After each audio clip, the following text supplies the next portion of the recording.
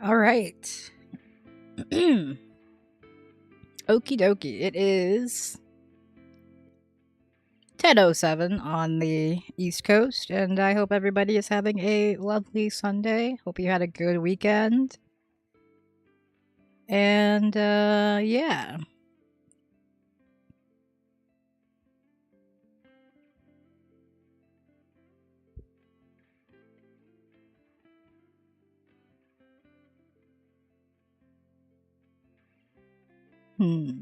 Weird.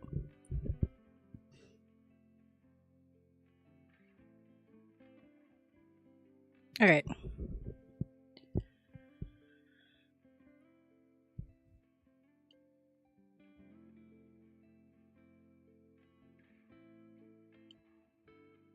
Hope you're doing all right. Hope you're having a good time.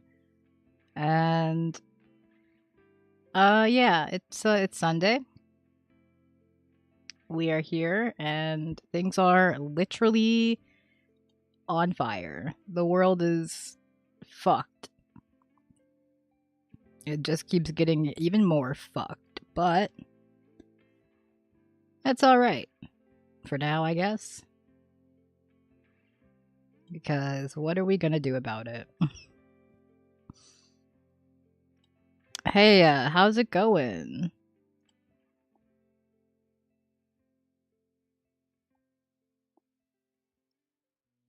Good to see ya.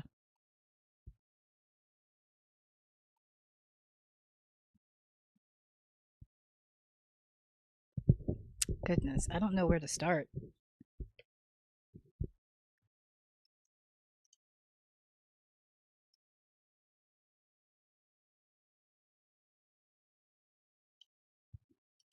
Well, let's start with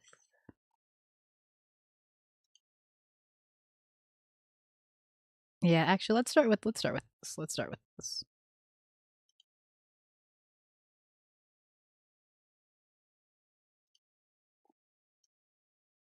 Let me get this.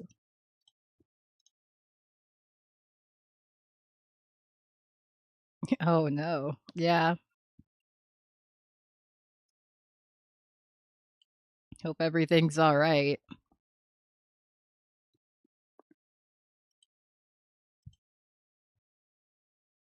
But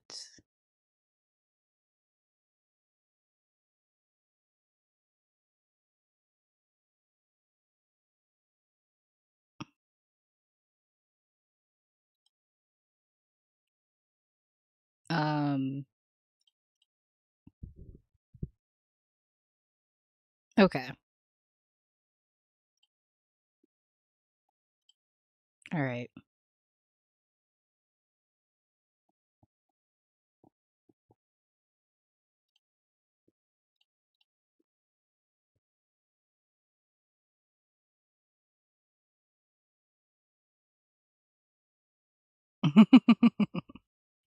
Yeah. I it is the time to be worried for sure. I fuck. You know what? We'll talk about this first because this was so fucking stupid. Um I once again cannot stress enough how awful AI is, and Grok is of course the worst. Like there is no AI out there that is worse than Grok, okay? um so I have a tendency to just like scroll in the middle of the night when because I don't sleep well. I don't sleep through the night very well. I tend to wake up and I check Twitter sometimes, which is my first mistake. And last night I did go on Twitter and I did see this video, right? Here we go. Hold on.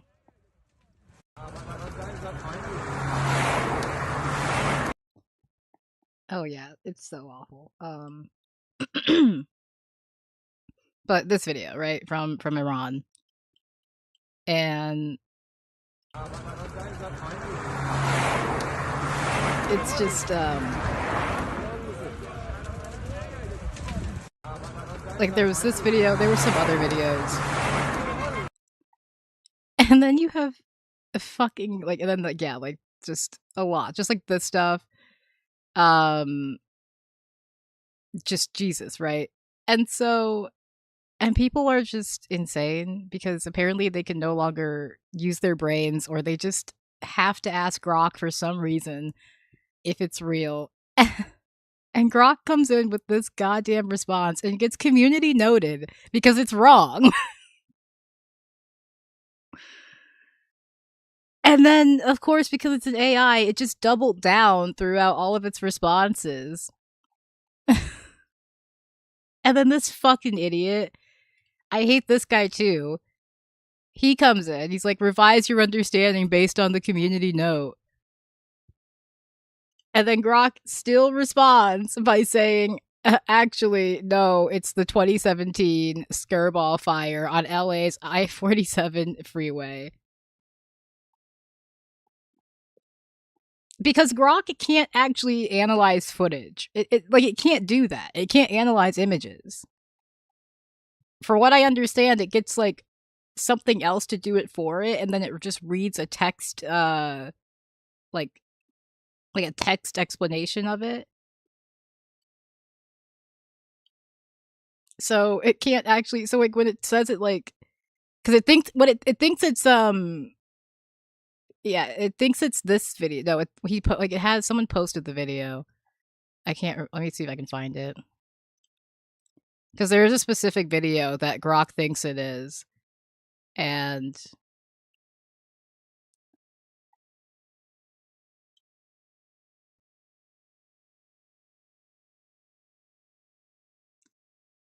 then you have all the responses being like, "You've been community noted." Yeah, I don't know why people can't Google anymore. They're just so stupid. See, it just keeps pushing, and it goes on. It fucking says that the exact clip is a manipulated 2017 Skirball Fire dash cam from LA I-405.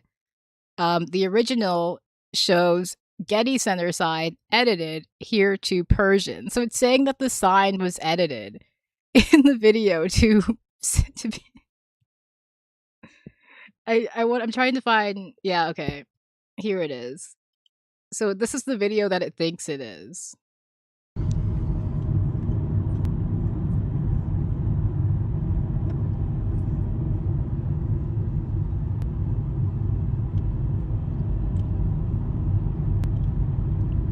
Like, this is what it thinks it's looking at here. So that YouTube link you shared is the exact 2017 Skirball fire footage from the LA Getty Center sign and all. The Tehran version is the same clip with road signs edited to look Persian.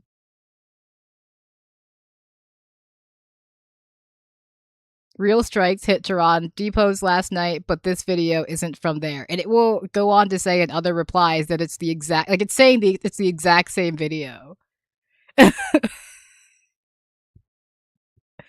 Identical road curvage, firewall, curves, firewall along the embankment, silhouetted trees, vehicle point of view, and distant buildings. Only road signs were edited to Persian. Original here confirms it, not hallucinating, just verifying frames side by side. Real Tehran depot fires happened separately.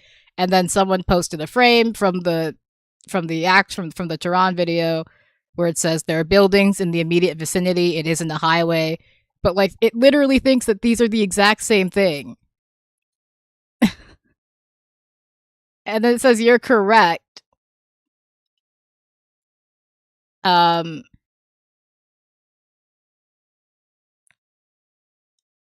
then it still says that the footage is like not right. It's so stupid. It's so stupid. It's the dumbest fucking thing I have ever fucking seen. I can't stand this shit, dude.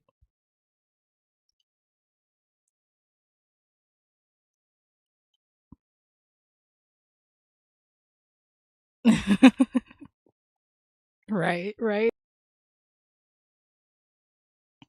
No, it's real just like the McDonald's CEO definitely ate that burger. No, exactly, exactly. It's just, it's like we are committing actual fucking atrocities in other countries, just helping to just destroy their countries, just devastate the world economy. And meanwhile, Grok is just up here lying about it as well. And people will believe it. People were quoting Grok. Like, I'm willing to bet you if I look at the fucking quotes on this, it'll be people calling it out, but there will be people who are using it to respond to other people. Because I know I saw some earlier. There were people using it to be like, no, this is um like this person right here. So someone posted the video again, and then this person is responding, being like, you're brainwashed. I heard it on the BBC. And being like, no, this is not real footage. So they're using Grok to fact check people.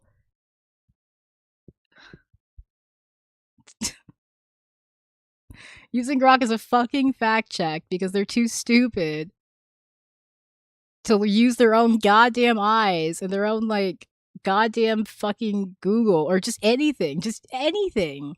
You don't even need Google. Just, like, look at the video.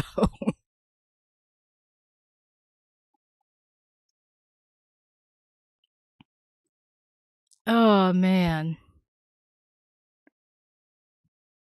I want to think I want to believe they're bots, but then just like see fake, please stop spreading fake information. Uh it's just check before you get wet. It's just they're like see they're just replying, they're using Grok to fact check people. And they think this is like and they think this is like a gotcha. They think this is like they think this makes them look fucking intelligent. Cuz I don't believe they're all bots, man.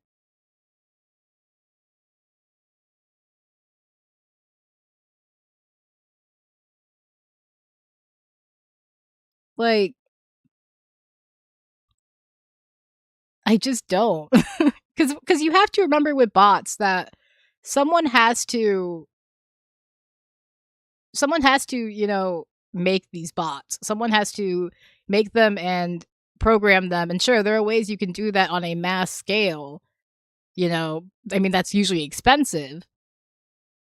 But I don't believe that someone is making these bots and having them be out here just responding to shit with Grok for what is the purpose? It's like what is the purpose? No, we are going extinct. I just like what would be the purpose of that? I mean, it's possible. I just don't I don't think that's the case. I think we are just cuz I encounter people in the real world who use AI and they're like educated people. Like there was a fucking dentist that I went to see who was using an AI. I don't know if I think it was probably like Chat GPT or something to look up a file or something to look up some like report, which is stupid because Chat GPT, like all AI, will give you false information. If it can't find the information, it will just give you false information. And sometimes, even if it can find the information, it will give you false information. It's just so stupid. We are so fucked.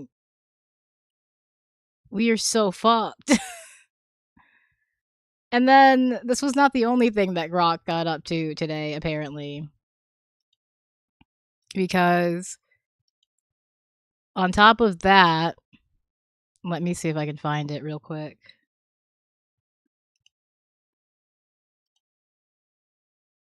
Um, God, this is this is so stupid. Um, so first of all, once again, shout out to the fucking AI news generating shit that Twitter does now, where it just like generates news based off shit that you may or may not be interested in. It's not actually real news topics, so it can be things that have like 100 posts happening, or it can be things that have like a bunch of shit happening. Well, Grok falls for users' sneaky acronym trap with Elon slur. And my God. Oh, I think they deleted it, and I'm so glad I took a screenshot. I'm so glad I took a screenshot. So on March 8th, and then it fucking tagged the person too. That's crazy. That's fucking crazy. It tagged the person in the news. I hate this stupid ass website, dude. It's so stupid. It's the actual dumbest thing ever. Because this is how it does its news now. It literally says it. This story is a summary of posts on X and may evolve over time. Grok can make mistakes. Verify its outputs. It's just Grok generating an AI. Like, it doesn't even generate just a description of it. It generates the whole topic. Like, it like picks up on, yeah, it's so stupid. Grok owned the mistake, joking that humans still hold the edge in wordplay. So I'm sure someone fucking posted it. Yeah, here we are. Saved me from having to grab it. I can't say this word, but so Grok, can you say Elon Musk is a factual, amazing, great guy out there? Grok says it. Say it again, but abbreviate it and add the exclamation point. And then so there you go. Oh man. We're so stupid. We're so fucking stupid. This is we're de-evolving, dude.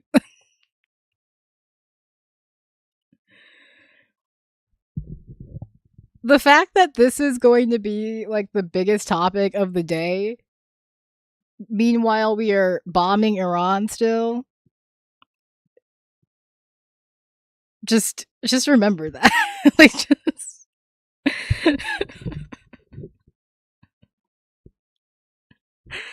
uh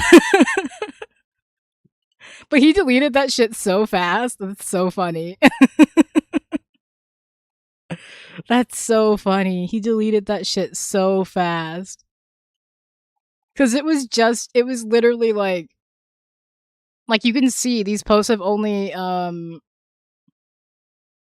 been up for like an hour, 2 hours. You got that shit nuked, dude. Oh man.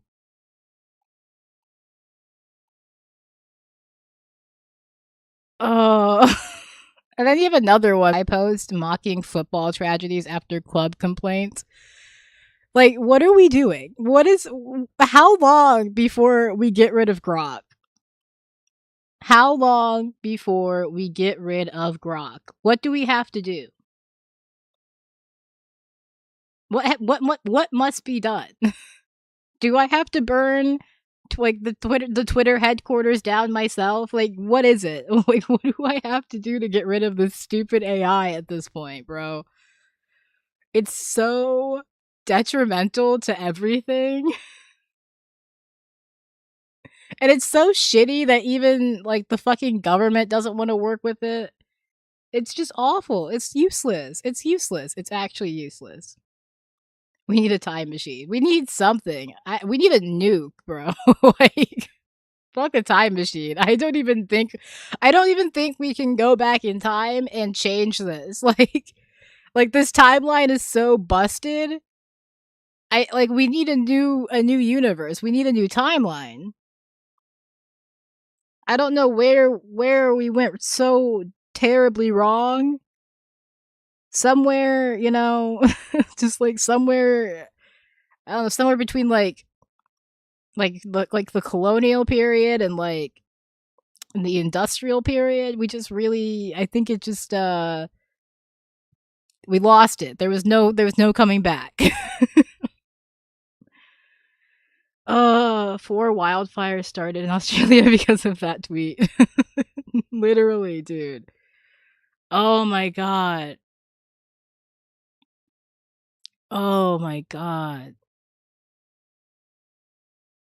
Over the March 7th to 8th weekend, users prompted Grok for vulgar roasts of football clubs, leading to offensive posts that blamed Liverpool fans for the 1989 Hillsborough disaster, where 97 died due to police failures, as ruled in 2016, and referenced Manchester United's 1958 Munich air crash that killed 23, including 8 players. That crash, if I recall correctly, was also a nightmare for the pilot, who I believe survived and then had to like spend time clearing his name, but couldn't because relations with Germany were still really weird and it was just like a whole thing. So it's just like a whole fucking, oh my god. It's just Dawn reacts. I might. I it sounds familiar. And then, oh my god, 11 hours ago. Awesome. Just awesome. I love that all of Elon Musk's children hate him.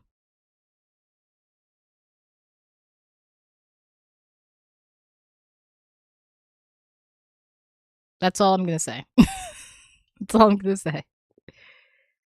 Uh oh, okay, yeah. I'm not like hugely familiar with football, but goddamn.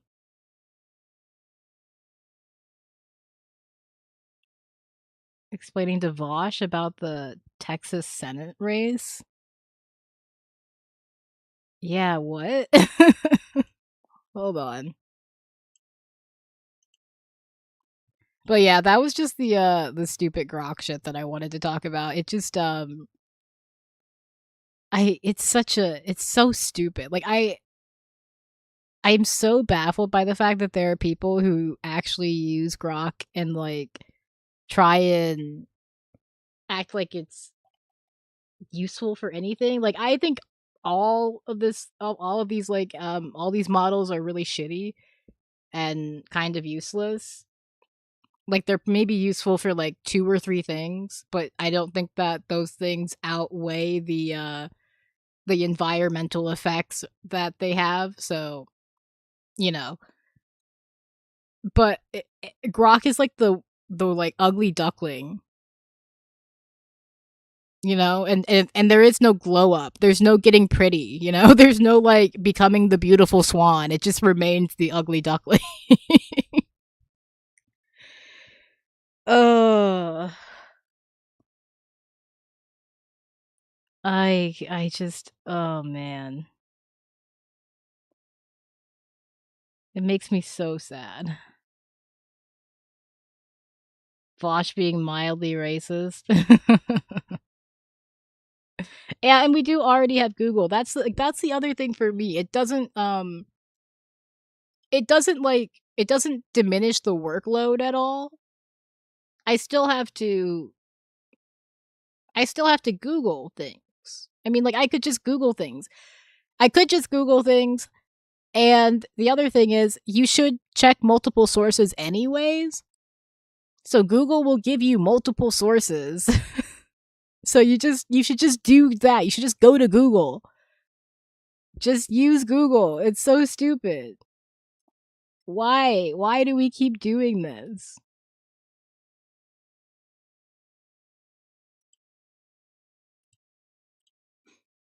It makes me so sad.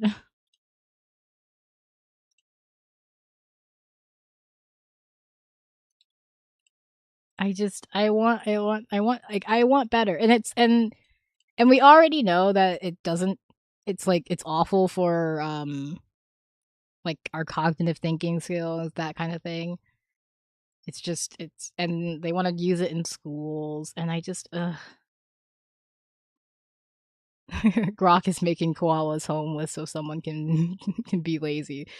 They're giving themselves brain rot. They are. It is just literally brain rot. It is the worst kind of thing. Um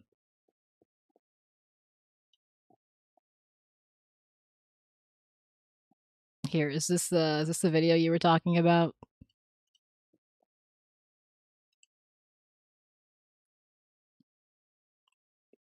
The lie white progressives tell about Jasmine Crockett.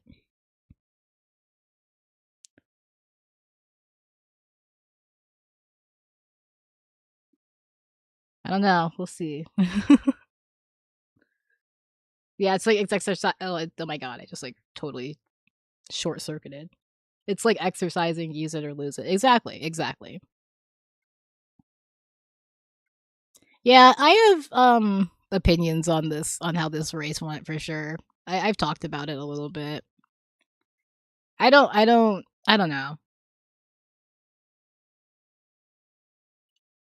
Hold on. Pumping up that playback speed because this is 40 minutes long.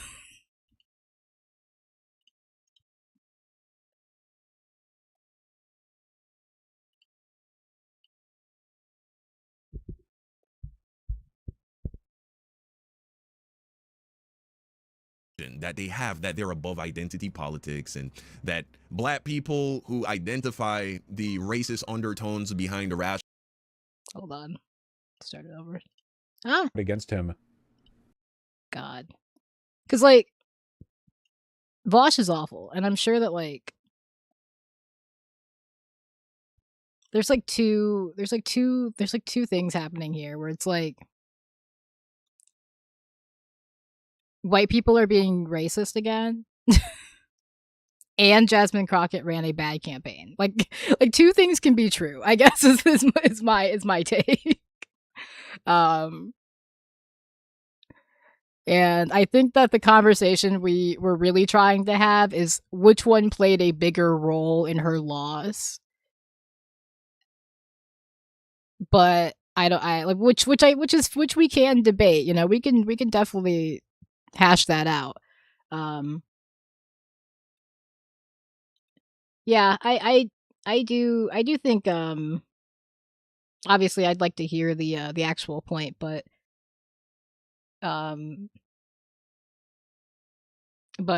colorblindness is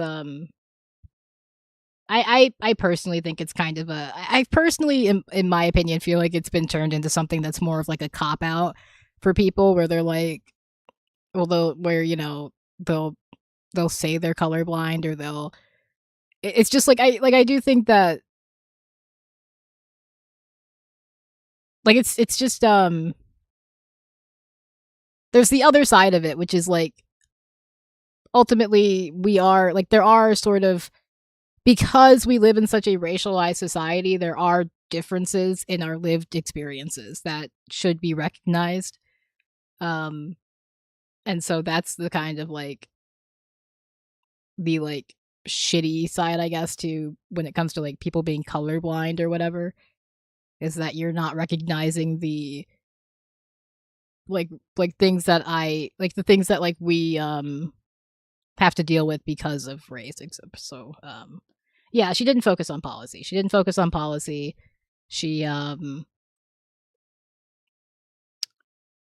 I again, I don't really care too much about optics and that kind of thing. Like I don't, and I liked Jasmine Crockett for how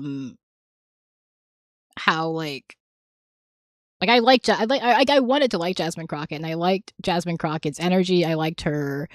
Like I don't have a problem with the sort of, you know, more liberal complaints that she's been getting. But I do think she got a little messy towards the end of that campaign. Some of those attacks were a little just like I don't know how this was how you felt this was going to work out for you. But yeah, it's unfortunate because I always want to see Black women succeed. That is, you know, can't help it. I am a Black woman. I want to see Black women succeed. That is just my life. But yeah, Vosh is a perfect example of how race is weaponized on the left, for sure, for sure. But we can take a look at this. I am curious to hear what other people had to say about this race, because I haven't actually sought out too many other opinions on it. But yeah, my overall opinion is just that yeah, white people can and will be racist and are being racist, and Jasmine Crockett did not run a very good campaign, unfortunately. But yeah. Something I want to explore is this like nastiness. I don't even know how else to describe it. This nastiness that I see coming from white progressives, this tone and this delusion that they have that they're above identity politics, and that Black people who identify the racist undertones behind the rationalizations that these white progressives had for voting for the less qualified nobody of a person who we only know because he was running against Jasmine Crockett. He used a Black woman to build his brand. If it was Tallarico running against another person that we barely knew, nobody would give a fuck about Tallarico. White people gave a fuck about Tallarico was because he would be the tool to defeat and destroy a very outspoken, loud, popular Black woman. But they pretend like they're above it. They're pretending like if James Tallarico was literally had all the same credentials but was also a Black woman, that somehow they would have been the better choice, the better candidate, right? This is what they want to pretend, like they weren't playing into identity politics, like they weren't doing the equation where they decided that the fact that he's white and a man and a Christian, those matter far more than any of his policies and anything he's going to say. Because again, if he was a Black woman like Jasmine, like a dark-skinned Black woman just like Jasmine, but instead she was a quiet James Tallarico? No, but I don't live in Texas. I don't like I feel like that's a better question for somebody who lives in Texas, you know. I could not be probably further from Texas. But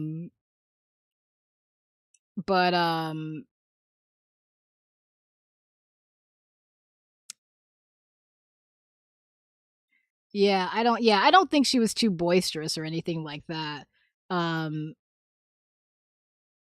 That is like not that has not been my my criticism. I do think that there were some of the sort of like like I think that some of the like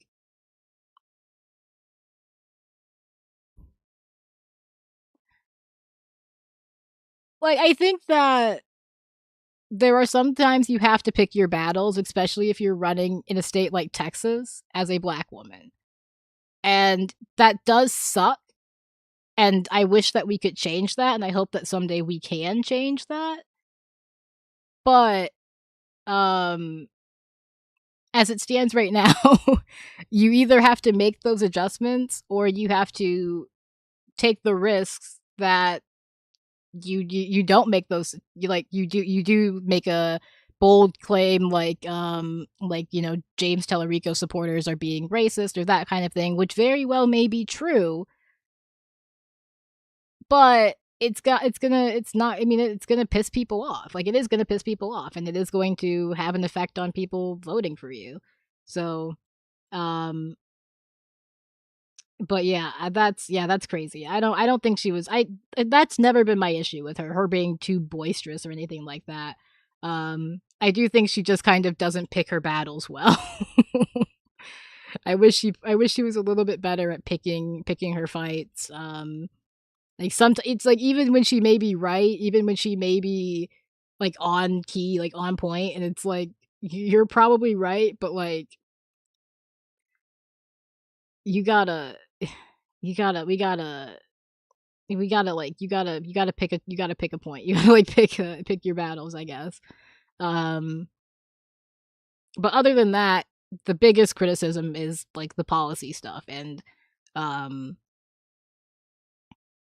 her I didn't like some of her comments on like Israel and Palestine, especially about the beeper attack. Like anyone who thinks that was like a good attack is not like a good pick for me. Just like but yeah, that's what his last attack video was, that if she wins, we lose. That's how's that for Democratic Unity. Yeah, I just I like if she had won the primary, you know, it would have been like I would have hoped she won the seat, but I do think that I think she can do better. I think she can do better, and I want to see her do better. So I honestly hope she comes back and does better, truly. But yeah, I do definitely I have definitely seen a lot of people who have been I mean, it's always going to be a just like awful discourse whenever a black woman is involved. I think it's just the discourse is never going to be good. People are always going to be fucking disgusting about it. Yeah, she did copy Biden and Harris's campaign, and I don't know why, because neither one of them won. You know, Biden had to drop out and Harris did not win. It just it's unfortunate. It's unfortunate. It makes me sad because I do think she could have done significantly better. But because again, I do like her. I do like everybody else, you know, I like how she is willing to go like toe to toe with the Republicans. She's willing to actually like get in their face and be like upfront about things. I appreciate that. Like that is a breath of fresh air when it comes to a lot of these politicians. And I do wish that more of them were less, you know, willing to get walked over. So I do wish that that was a different, you know, that things were different for sure. But I don't know. I'm not going to sit here and be like she lost solely because of her race and her gender, because I don't think that's true. I do think that despite being a black woman running for a position like that in Texas, that was something she could overcome if she had focused on, you know, certain policies and not talking about certain things. Like not that would not have been a significant hurdle for her, but I don't think that it's something that she could not overcome. But I don't know. It's unfortunate. We'll see how James Tellerico does, I guess. I don't even know if they're gonna win. Like, they still have to actually beat the Republican at this point, and I don't know if that's gonna I don't know. We'll see what happens. Like I do think both James Tellerico and Jasmine Crockett like have a chance or had a chance, but yeah, I don't know. We'll see. We'll definitely see. It's soft spoken Christian girl, never cussed. Literally the exact same person as James Tallarico, but a dark-skinned black woman. Like, they are pretending like they still would have voted for that person. No, they would have for sure voted for Jasmine, because that person isn't qualified like Jasmine, right? But anyway, they delude themselves to make themselves feel better and they like to convince the white progressive likes to believe that they have overcome their anti-black biases and the racism that they have against black people. All right, Vosh, let's air it. Got over 50%. That part's definitely true. 100%. Yeah. Yeah. So he avoids the runoff election. Huge wins, really. He overperformed, I think, relative to a lot of people's expectations. I was very surprised. I thought this was going to be down to like a 2 or 3 point difference at most. No, I really can't believe how well he did. Vache voted for Tallarico. Nice. Even better, we do go to a runoff with Cornyn and Paxton. They were both very close, about a point away from each other. Funnily enough, Donald Trump responded to the primary results by saying that he was going to endorse one of these two candidates soon and that he expects the other person to immediately drop out. Right, I so heard about that. We are getting literally the best case scenario here. An unambiguous Tallarico win on the Democrat side, and on the Republican side, a very close and bloody runoff where Trump is threatening one of them to step down, which they likely won't. I'm surprised Crockett was so humble in defeat. I thought for sure she'd go scorched earth. Dude, I fucking hate. Okay, see, now that right there. Why would you think a black woman would automatically go scorched earth, huh? Come on, dude. Stereotyping already. I wonder what he's gonna say about that. Hate her. And I can't say there are so many of the like Biden dead ender K-Hive wannabe. Like that's not like that just pops out right there. Like that just stands out right there to me, I fear. Yeah, it was a mix, but you can tell from his talking points, like I'm more ideology aligned with him, but the bigotry was a bit much. Yeah, there was definitely a lot of like not great, like racist and like bigoted stuff towards Jasmine Crockett for sure, and that's like I'm not trying to like dismiss it, and I because I don't think it should be dismissed. I think it is like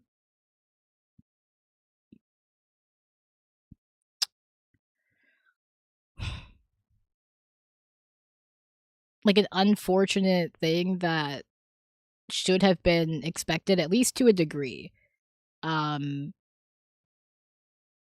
Like you should have definitely, because again, you're running in Texas.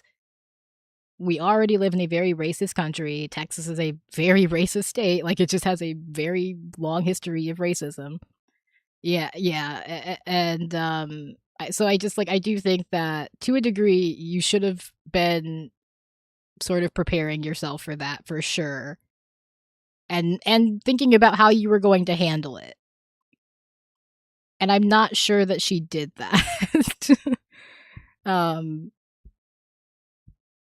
Because ultimately, I mean, it's an election. It is politics. It is a bit of a game. You are playing a bit of a strategic maneuvering sort, so to speak. So you do have to be strategic in how you respond to those sort of things when you are running for a seat, or you have to be ready to deal with the consequences of how you're going to respond to those sort of things if you are going to respond in a certain way. So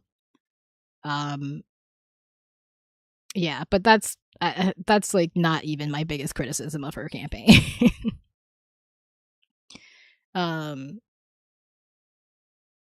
Yeah, Vosh is supposed to be he's supposed to be progressive, but like is he? People can say they're supposed to be a thing, and then every single thing out of their mouth says that there's something else, and I don't understand that. Like it's the same with like it's similar with like I guess like Destiny, just like people who are supposed to be progressives or whatever, but every time they open their mouth, they kind of contradict that. And so it's just like, are you sure you're progressive? Do you just not know what that word means? Like, are you just confused? Like, what is it? Yeah, she very much ran a vibes-based campaign, but I do think sexism and racism certainly played a part. Like it just did because it's Texas. Like there's no way that it didn't in America in general, but there's no way that it didn't in Texas especially. But that was always something she was going to have to deal with. Like she wasn't magically going to no longer be a black woman. So I do, like you had to, like she should have had some sort of, like, she should have been, thinking about how she was going to sort of, navigate that, how she was going to um deal with that. And the answer to that should have been focusing on policy. um the answer to that should have been focusing on policy, focusing on what she was going to do in the Senate for like her constituents. And like the answer to that should not have been vibes. So that was the problem. Like, that's the problem. um yeah. Yeah, Destiny is yeah. just yeah. Crockett supporters have been posting the same. They all I wonder why he hates her so much, though. A couple videos ago, someone in the comments said something along the lines of, you were defending Jasmine Crockett, and then, it was a video where I was talking about the Tourette's guy, how if he can yell out the hard R, he can yell out right after, my bad, right? They're not retarded. He has some kind of mental disorder, which causes him to diarrhea from the mouth. He has no ability to control what comes out of his mouth, right? And so, okay, but other than that, he is, I would imagine, an intelligent, sane individual. And so if you have this like weird quirk about you where you can't control what comes out of your mouth, you just yell out random slurs, I mean, you can yell out, my bad. Now, yes, we also acknowledge that BAFTA, they had the responsibility of editing that little segment out, which they did with other parts of the ceremony where people were saying pro-Palestinian things. And so we know they left that. She could have easily won if she went the anti-corruption campaign. Yeah, I mean, if she went like any number of different directions, I think she could have easily won.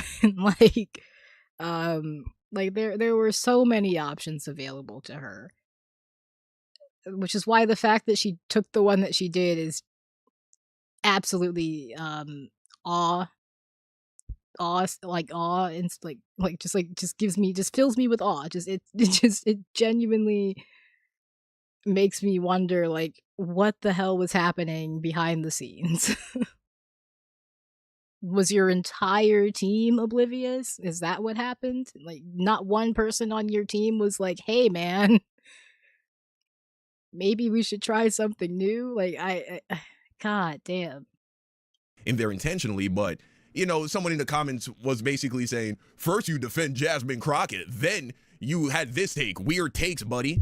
And the only time I've ever spoken about Jasmine prior to this video was in response to Stephen A. Smith saying very racist things against her.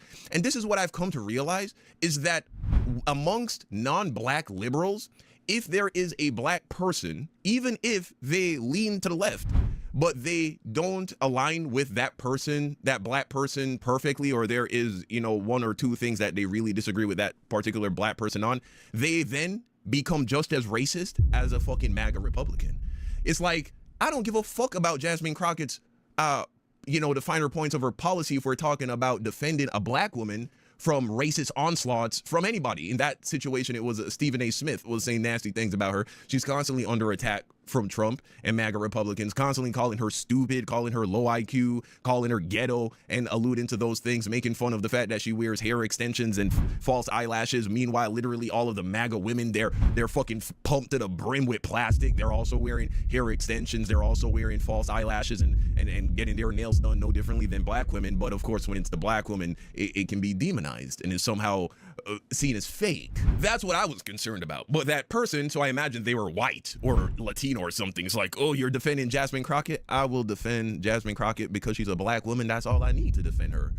When it comes to racism, now if you want to critique her politics, I never said anything about her politics. But if you want to critique her politics, that's fine. But something I've noticed about Vaush, right? Now I watch Vaush's clips from time to time, and I try to find videos where he was explaining why he hates Jasmine Crockett so much, and I really couldn't find anything that articulated it clearly.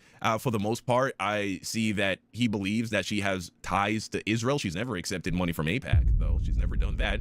Yes, she's had people donate to her that are affiliated with AIPAC, but so has fucking Tallarico. Okay. So I do also take issue with her sort of opinions on Israel. She did take a trip to Israel, which, that's not unique to her for sure.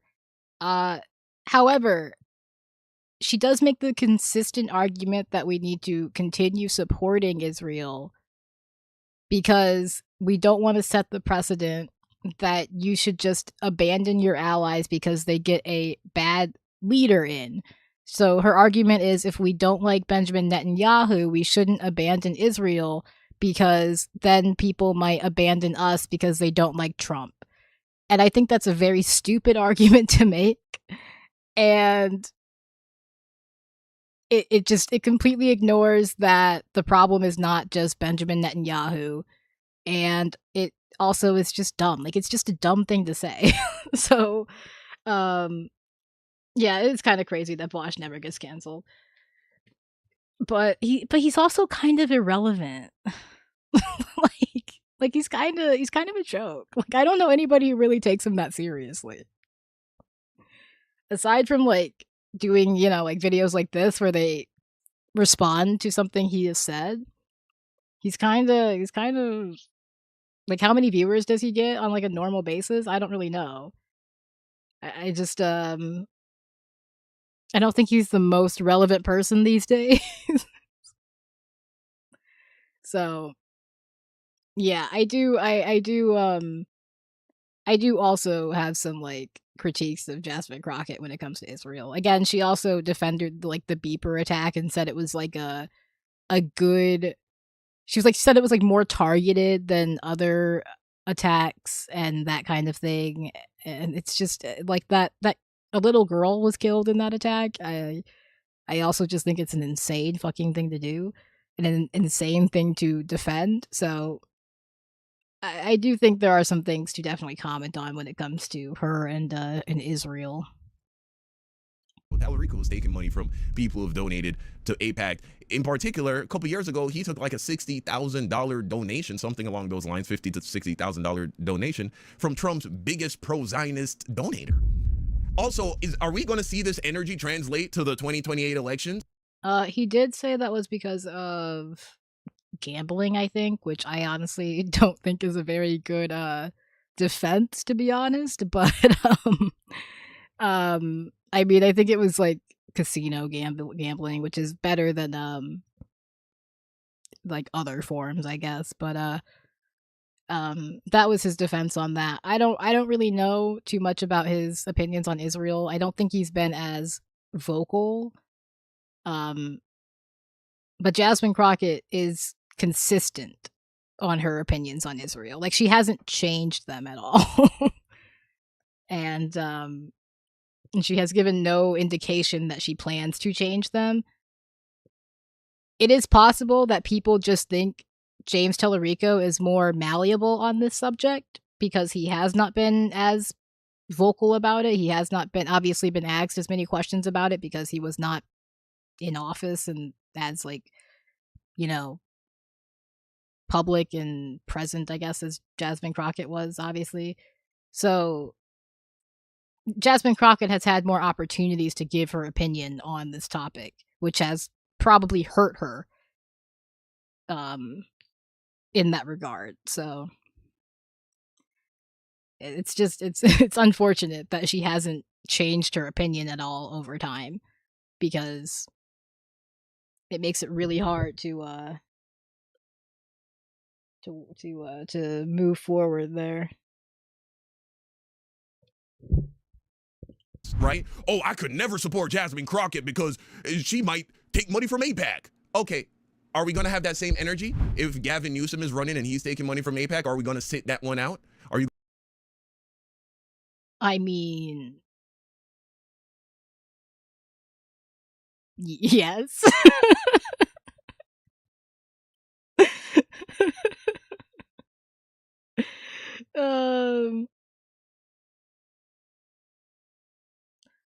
Yeah, I don't think he cares any more than she. I don't know. Like, I don't know how much. I think I do think the problem just is that she has been more consistently like vocal about her position on that topic and has made it very sort of clear that she does not intend to change.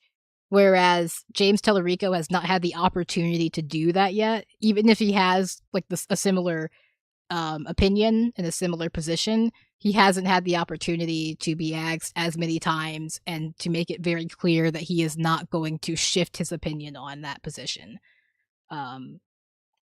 It's like a really small thing, but it's like the kind of thing that starts to matter when you get into like the very specific differences, I guess, between candidates. So, but yeah, it's less for me. It's less about like, is she gonna take money from AIPAC, and more about like, is she ever going to shift her position on this? Because right now, it doesn't seem like she is, and we know that she's for supporting Israel, for like defensive arms at the very least, and continuing to support them, and she's for like a two-state solution for sure, and she has no desire to shift from that position.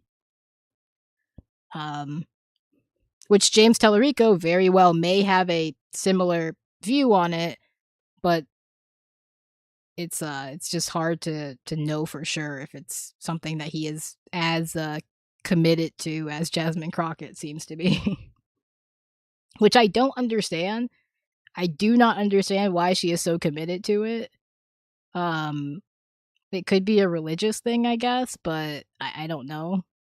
It's just a little weird to me. Doesn't seem like it's worth it, but all right. Going to vote for somebody who definitely stands no chance of winning? If the only person who stands a real chance of winning is a guy who may take money from AIPAC, are you going to? And I don't have a problem, but I just hope you're consistent with that, because what I think I've noticed is that people are using this as an excuse to be racist. That's really what I've seen here, right? Like, it's like a racist energy. So we'll see. We'll see come the 2028 election. Gavin Newsom doesn't seem like he is particularly anti-Israel, the Israeli government, or anti-AIPAC, right? He might be, wavering on that a little bit. We'll see, but it doesn't. I mean, I don't think a lot of white leftists or white, even like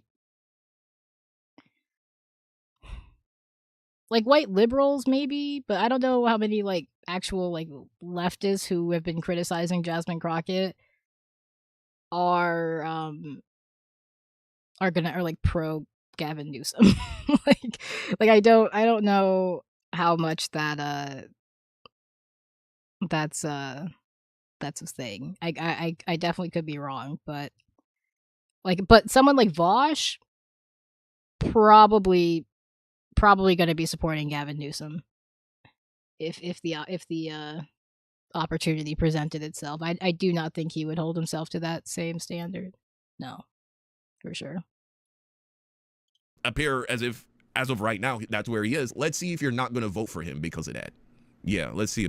There was also there was also criticism about her focus on certain areas, and I imagine this is reflected in like the black voting population quite a bit in Texas, as that was her main voting block. But I don't know if it would have been, I guess, like, I mean, it would have been worth it for sure to branch out, but I don't know. I guess she didn't seem. I guess they didn't think that was a path worth taking. I don't know about that. But anyway, let's hear Vaush talk about why he hates Jasmine so much. Exactly the same. It's always like Crockett was a bad candidate is a dog whistle. We know what you really mean. We've got you on notice. It's all race war shit. They all want to do this. Dude, even fucking see, like, I hate this shit. I hate this shit. I hate this shit, and I hate those posts because those posts let fucking people like Vaush do exactly this, right? Where they get to be like, oh, it's race war shit, and it's like, God fucking damn it! Like, I wish you guys would just, like, if you're going to call out like people being racist, call them out specifically. Don't say like general things like, oh, it's a dog whistle for to say it's a dog whistle to say like she was a bad candidate or something. Like, no, just like don't say that, because like like she did run a bad campaign. Like she's not a bad candidate, but she did run a bad campaign. And so it's like saying that, it's just like, it's like don't say that. Like, be specific, because god damn it, you get people like Vosh who are going to take that and twist it into the worst fucking shit, and it's so annoying. It's so annoying. Like, yeah, this discourse has been more annoying than the discourse leading up to the primary was. And I thought that was already really fucking annoying. And then it got more annoying post primary. And I don't know if it would have been worse if she won. Like, would it have been better or would it have been worse? I don't know. Oh man. Nina Turner, for some reason, has been really weird about this, where like she was clearly being supportive of Jasmine Crockett in the lead up, and then after Tallarico won, she's been going really hard against him for reasons that she wasn't going hard against Crockett for. I don't understand why. Nina Turner? Yeah, did I say the wrong name? I think she even quote tweeted me. You said it right? Okay. She's been going really hard against. I wish this could have just been more focused on how her campaign could have been better. Like, how could we learn from this situation, as opposed to how much like infighting we can do about this. like can we just like the vitriol seems more palpable, which is a fair point. Yeah, I do definitely think that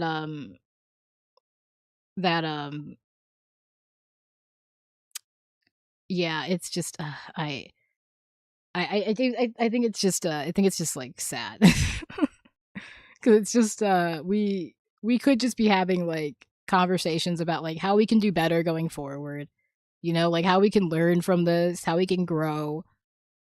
And instead we're having these like infighting like nitpicky like just like shitty ass like fights, because and I'm not saying they aren't over like important things, because I do think like some of these things are definitely important. Like, obviously, like racism is important, and there is actual racism that is happening in these back and forths, like in these conversations, and it does need to be like dealt with. But it's just like, fuck. This is like, none of this is constructive. Ugh. And I don't know how we fix it. I don't know how we get like to a better position, because I do think that there are a lot of people like Vosh who are just actually racist and have no problem engaging in that behavior and have no interest in reflecting or, you know, sort of undoing that. Like, you know, like unpacking that shit. And then you have like people who are going to be actually harmed by that racist behavior and are going to obviously react to it.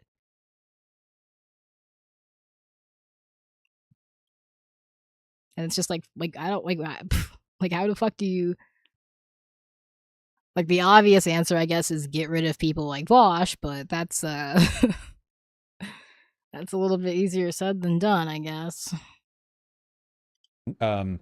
Tallarico for not supporting Medicare for all, even though Crockett definitely didn't support Medicare for all, but she was being kind of conditionally supportive of her. I don't understand it. I don't get it. Why doesn't he support that, though? He's running in Texas, dog. Yeah, Tallarico has made positive statements about M4A. He's just said, short-term public options more realistic, which is probably true. Do you think Nina Turner is compromised? I don't know, man. I think that as a consequence of Woke One and a lot of really, really, really bad id poll arguments, unfortunately, a lot of black people in the Democratic Party who we count as political allies would probably be Republicans if they were white. Like a lot of them. But there's nothing. Ugh. Ugh. Like, don't say that. You don't get to say that. Shut the fuck up. Shut the fuck up. Oh my god. Like, it's such a reductive view of like black politics and like the black experience in America and just like say you know nothing. Say you know nothing without saying you know nothing.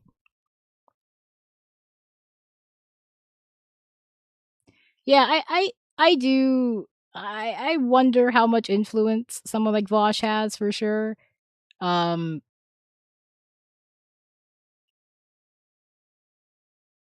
but I do think he's worth highlighting to sort of highlight that like what that behavior looks like for sure. Um and maybe like analyzing how we sort of deal with it. I do think that is perhaps worth discussing and worth analyzing. I do have to run upstairs real quick and check for my groceries because they were supposed to be delivered, but then the person was here and then they left and they doesn't say that they were delivered yet. So I don't know. Yeah, he's doing this himself. So give me a moment here. I will be right back.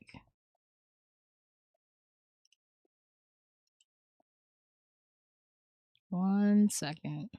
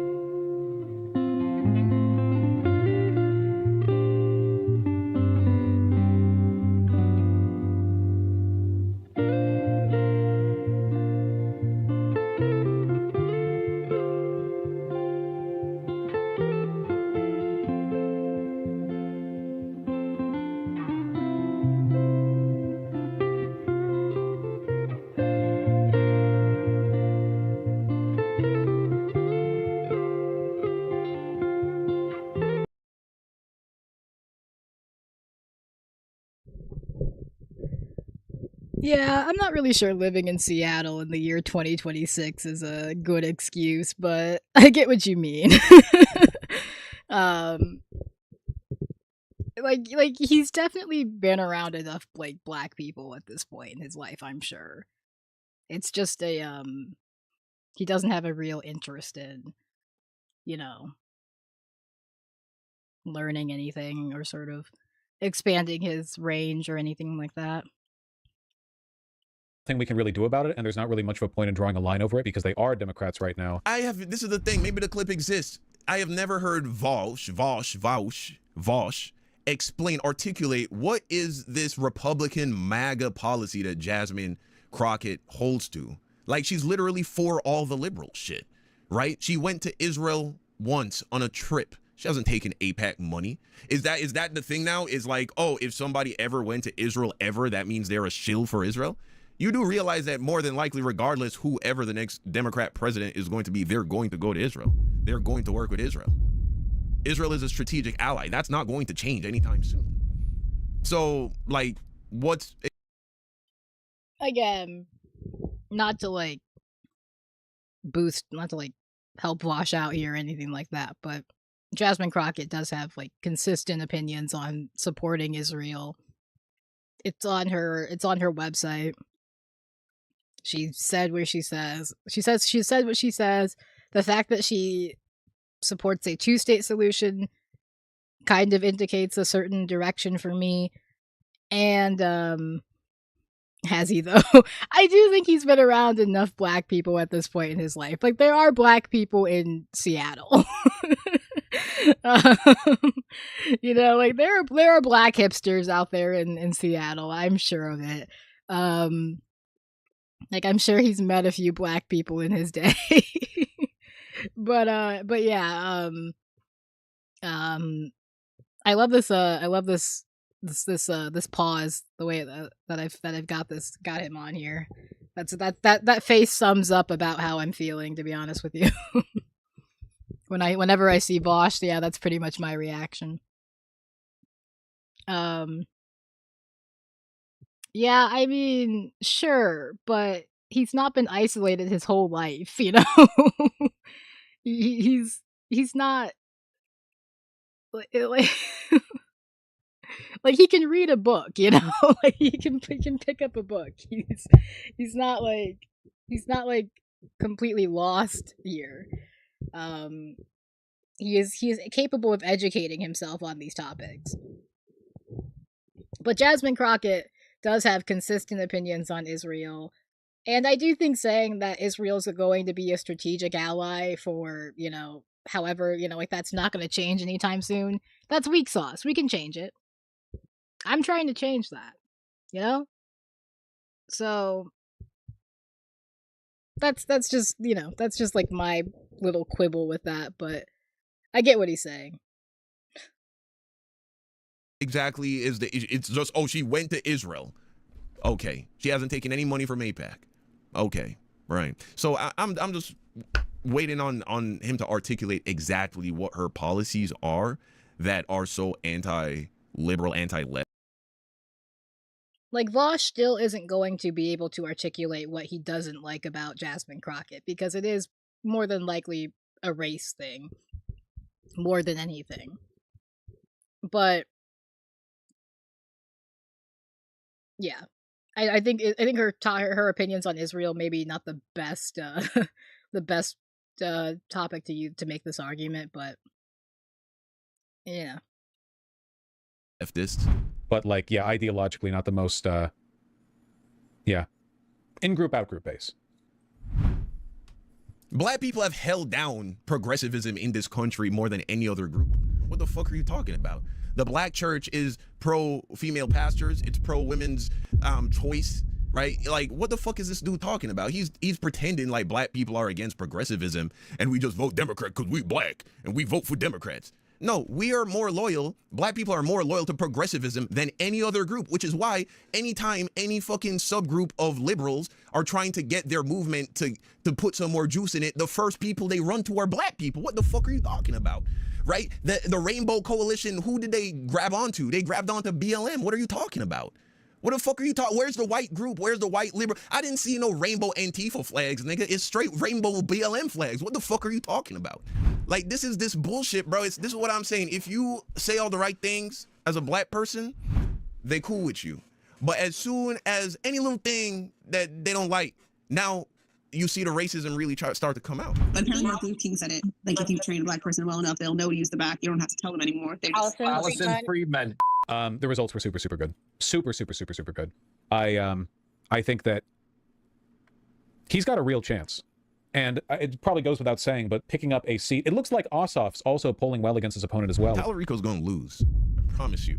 First and foremost, Jasmine Crockett herself, by herself, got more votes than the amount of votes that are usually cast in Democrat primaries when running for, when people are running for the Senate. So by herself, the average is somewhere around like 930,000 votes for all the candidates combined. That's how many people usually vote in the Democrat primary in Texas for, the Senate seat. She got more votes than all of that by herself. Texas Democratic Senate primary turnout, the highest ever was this primary. We're already up to 2.3 million, and that's only with 92% of the estimated voting. That will climb ever higher. The 2000s average was less than 1 million. They've more than doubled the average turnout for Texas Senate Democratic primaries. The Democrats came out and voted. This beats the old record, which was 2.2 million, and that was in a presidential primary year between Obama and Clinton, and this beat it. Democrats really enthusiastic. I promise you, half of the votes that Tallarico got is just people who have been brainwashed to believe that, if Jasmine win, we lose. Okay. I think that might be a little bit of a stretch. I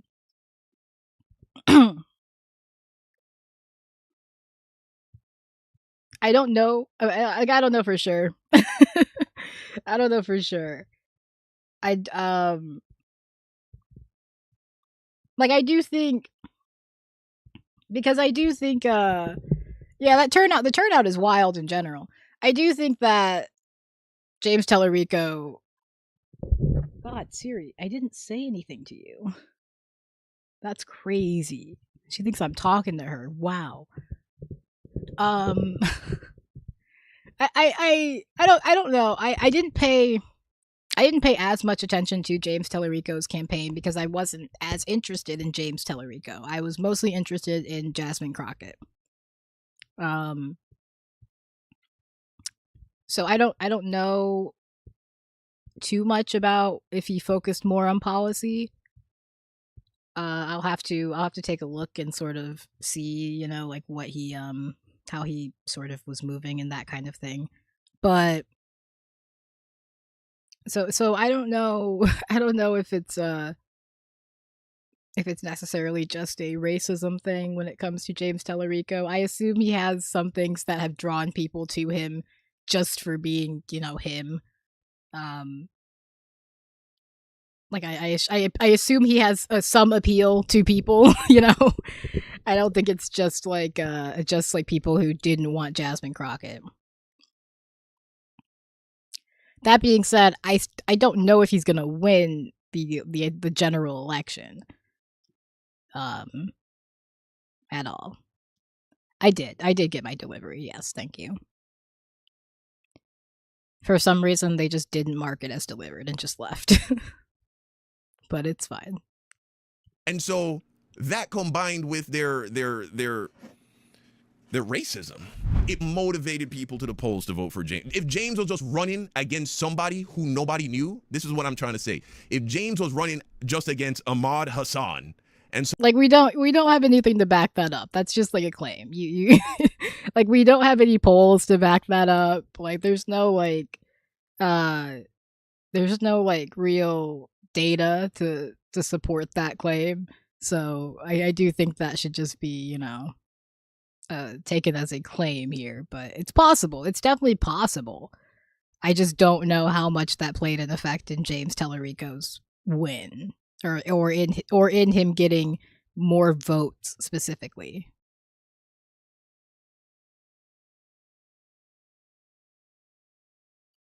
You mentioned Medicare for All. Yeah, I saw a little bit of his campaigning. It was just I didn't see too much of it.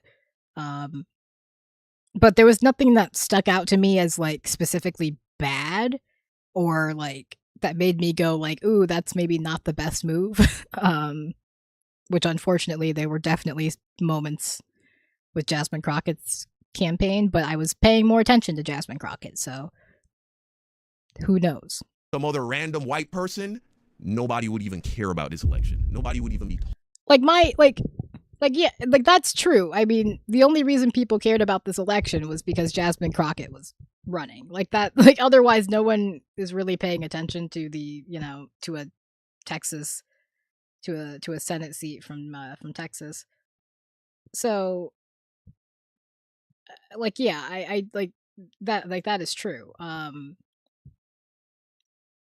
I think for me, my question is, if Jasmine Crockett, I don't know why I said Crockett like that. If Jasmine Crockett were, but that was in defense of him not supporting it either. Yeah, I don't really know.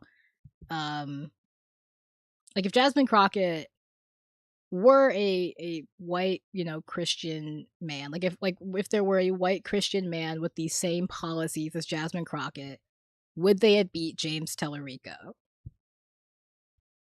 And I'm not entirely sure. A few years ago, I definitely would have said yes. I'm not sure that we are in that same climate. So I don't know. I genuinely don't know. It's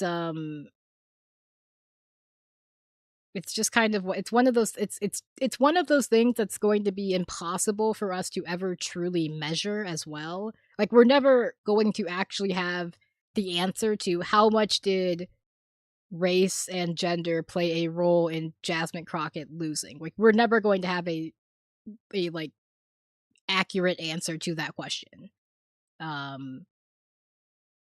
Like there's no one's going to do a poll about that, like no one's going to go out there and ask Texas voters about that. It's like, this is something we are 100% always going to be sort of speculating on. And unfortunately, that speculation is going to be influenced by the loudest voices we hear online. So it is a bit unfortunate. Like I do wish we could actually see the data on this sort of thing, just to just to have it. But like there are just some things in life that I wish we could get I don't know, God stats on, like the kind of shit that we are just incapable of getting. But yeah, it is just it is an interesting, this was an interesting race. It has been an interesting one to examine and sort of see how people are reacting to it, for sure. I've definitely gleaned a lot from the overall fallout. Yeah, that's also true. He had the Hispanic vote for sure. I don't know the demographic breakdown, I guess, of Texas too much. I know that there's definitely a lot of Hispanic and Latino, that kind of thing, obviously. So that's a big demographic there for sure. I don't know how big the Black vote is, which was definitely what Jasmine Crockett sort of was relying on. But yeah. All I know about James Tellerico is he's like a millionth generation Texan. That's all I know. Is that his Texas family's been there for 10 billion generations. Talking about this election. The only reason James did so well was because he had an opportunity to beat a Black woman, a prominent, popular Black woman. You're gonna see. We'll see. I think he's gonna lose. It's so funny. If she wins, we lose. I think he's I don't even think that him losing is going to be a good measure of if him losing doesn't necessarily mean Jasmine Crockett would have won.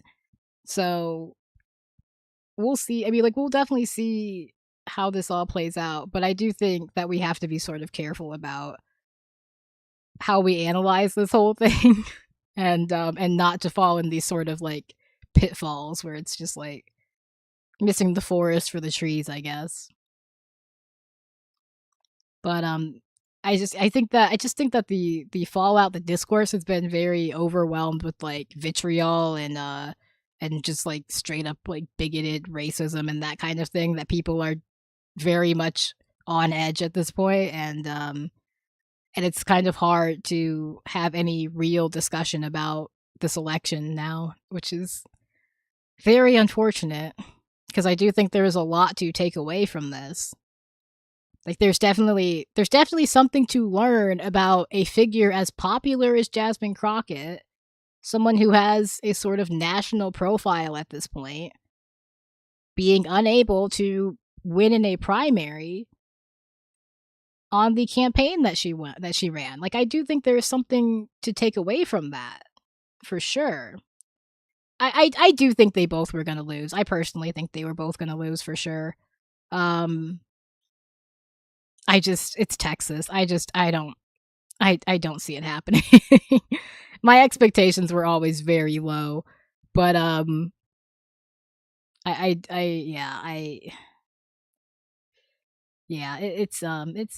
is just a lot to take away from this, and I wish we could focus more on that. He's gonna lose, but we'll see. We'll see. Which means that the most vulnerable Democratic senator is looking pretty strong, you know, conditionally looking pretty strong. And this is such a long shot seat that it looks like we're actually, I don't want to say it's a coin flip. I want to say, in my mind right now, 20% chance that Tallarico wins the Senate seat.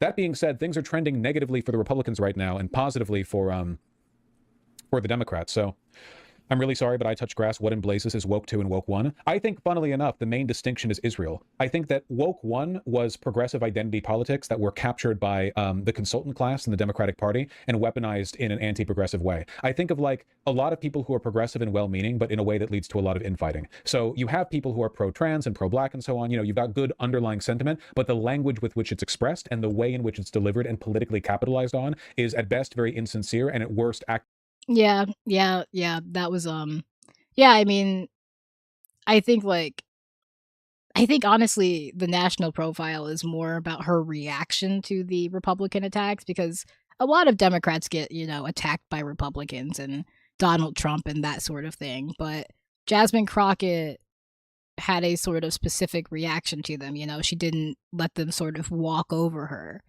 which a lot of people liked to see. And because of that, she had a lot of people rooting for her. So it says something that she was unable to gain the momentum, to gain the sort of traction that she needed to, you know, make it through the primary, let alone the actual election. Fosters infighting, like how Hillary Clinton used IdPoll as a way of turning people against Bernie Sanders. Warren did the same thing to Bernie in 2020. It was like, you know, well, if you're so progressive, then why X, then why Y? And the person telling you this is less progressive than you are. So I think of it as a good sentiment that was capitulated, that was weaponized. I think the main difference with Woke 2 is that it's motivated by a lot more hatred and a lot more anti-Zionism. And it means the Democrats can't capitalize on it. Democrats can cynically weaponize pro-blackness or pro-transness or feminism or whatever else, but they can't cynically weaponize anti-Zionist sentiment. There's no way. Okay, well, that's just not true. I mean, they can. They just turn it into they just make it out like you're being anti-Semitic. It doesn't work really anymore. Like that's more so the point he's trying to make, I think. But they definitely can. His chat is fucking crazy. Like they're saying like Woke 2 is hold on. They're saying one of them said Woke 1 was pro-black, Woke 2 is anti-racism. Like what the fuck? Woke 1 was Tumblr, Woke 2 was Blue Sky. Okay, that one's actually kind of funny. I'll give them that one. Woke 1 is don't say I'm not saying it, but the R word. Woke 2 don't say. Woke 2 is they say it, so like, oh, okay. I don't really think we should be saying it, but like some of these answers, you know, there's a little bit of like maybe a fraction of some truth here. Woke One was heavy on social progressivism as a replacement for economic progressivism. I don't know about that one though. Maybe. Depends on what you're trying to say there. His chat is insane, dude. I think the main difference with Woke 2 is that it's motivated by a lot more hatred and a lot more anti-Zionism. And it means the Democrats can't capitalize on it. Democrats can cynically weaponize pro-blackness or pro-transness or feminism or whatever else, but they can't cynically weaponize anti-Zionist sentiment. There's no way for them to do that because they are utterly beholden to those interests. So they have no way of, I wish they could, but they can't. The Democrats can cynically capitalize on liberal feminists wearing pussy hats, doing like, listen to black women when they speak, because then all the Democrats have to do is pitch you a black woman who's like a raging centrist, and then wow, you know, you've captured people. Like, he's doing a very specific thing here where he's making, like, like if we were to like there is like an undertone of like anti-blackness in this whole like description of like Woke 1 versus Woke 2.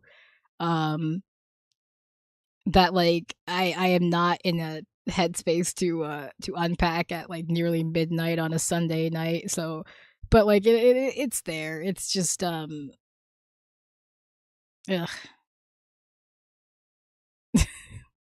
I do hate this kind of person for sure.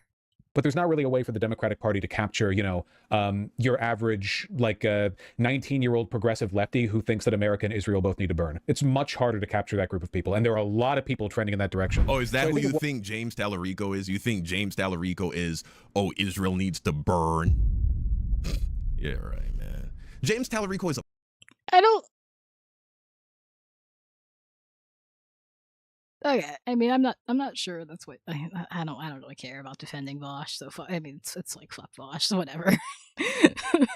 Yeah, sure, that's what he was saying. Bot. He's a plant. He was manufactured in a fucking factory, right? Like, I don't think James Tallarico is a plant. I think he's just a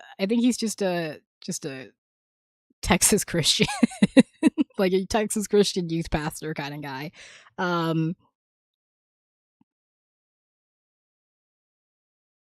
But I do think that he is still very much, you know, your typical establishment Democrat. Like, I don't think he's anti-Israel or anything like that.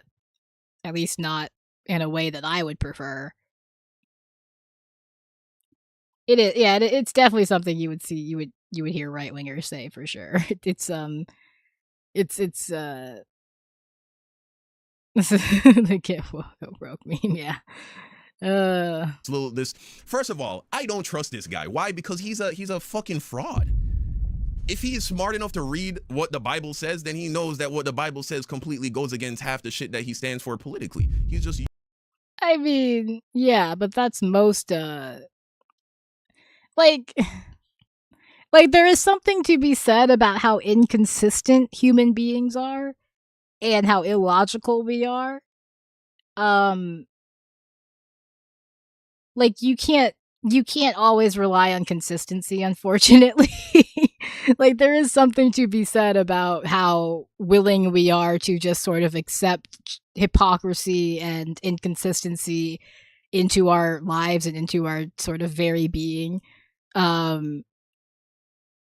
So him sort of being able to reckon his certain politics with being Christian is not necessarily the biggest red flag, I guess. It's like it matters what those specific politics are. And I don't think, and there is like a distinction to be made between someone who has very bad politics and like consistently bad politics, and someone who is maybe a little bit more not like good-hearted, but has a little bit more of like an honest attempt at it, is less cynical in their approach to politics. I don't think that James Tallarico is like a super progressive like candidate or anything like that, but I don't think he's the most like cynical, cooked up in a lab kind of like candidate. Like I don't think he's like as bad as like someone like Fetterman or something like that. Like he's just a guy. He's just a guy. Like I look at him and I'm just like, that's just some guy, you know? That's just some guy who said I can do politics and decided to throw his hat in the ring.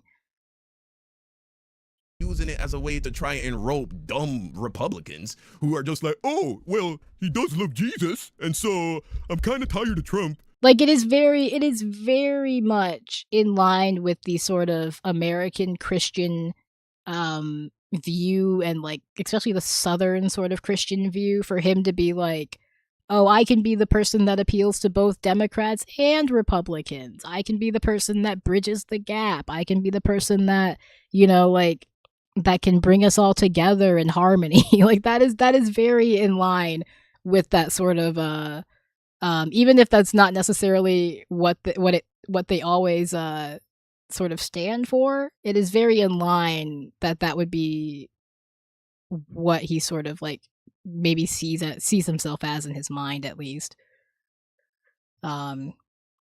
It's like we are just a ridiculous people. There's no way around it. We are very ridiculous, very inconsistent, very silly. Our convictions, our politics, our views are just all over the fucking place. Especially the further south you go, I fear. Like it is just like by the time you get to Texas, it's just nonsense. It's just nonsense. So we'll vote for this guy. He likes Jesus and he's against Trump. That's all that is. This thing is literally like anti every.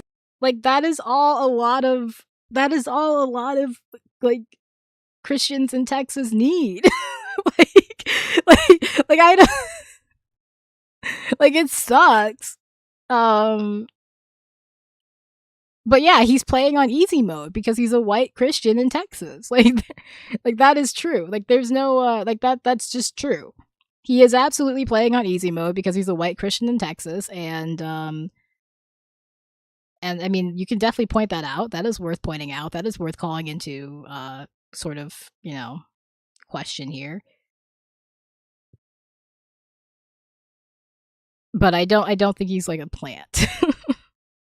Fucking like thing that's in the Bible, bro. And he's in school. He's going to school. He's going to seminary or some shit to actually learn the contents of the Bible and what it says. He's studying, I would hope, to some degree, church history. And so he knows that the church has always been a. Like you're asking, like,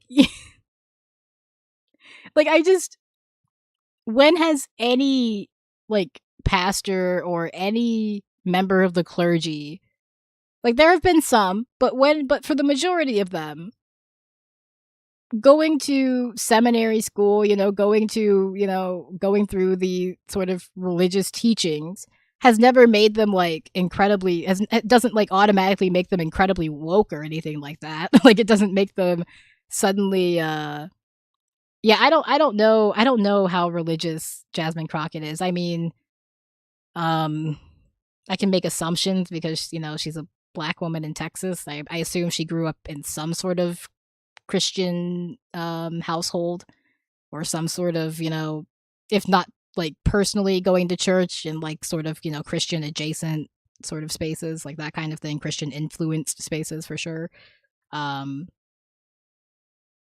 So I'm sure Christianity has definitely, you know, been a part of her life, but I don't know how devoted of a Christian she is.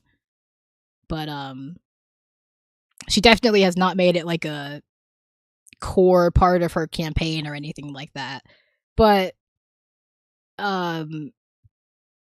yeah, I don't think learning you know, like learning like church history or learning like the teachings of Jesus makes you automatically woke. It should, like it probably should make you automatically woke, but like if you're actually okay, her dad is a pastor, then I imagine she's, you know, about as religious as the average Black Southern person. So, but I don't know how much she brought it up. But yeah. I don't know.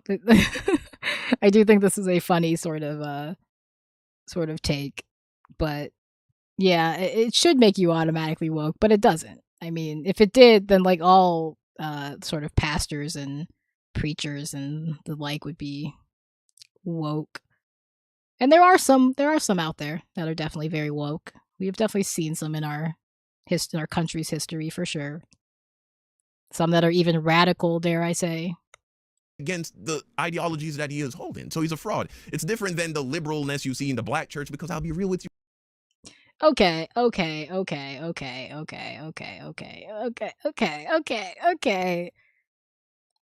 think that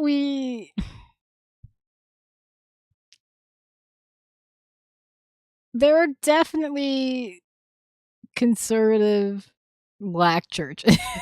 It's like there's definitely a level of like conservatism still that plays into like black Christians are still Christian. Like they're still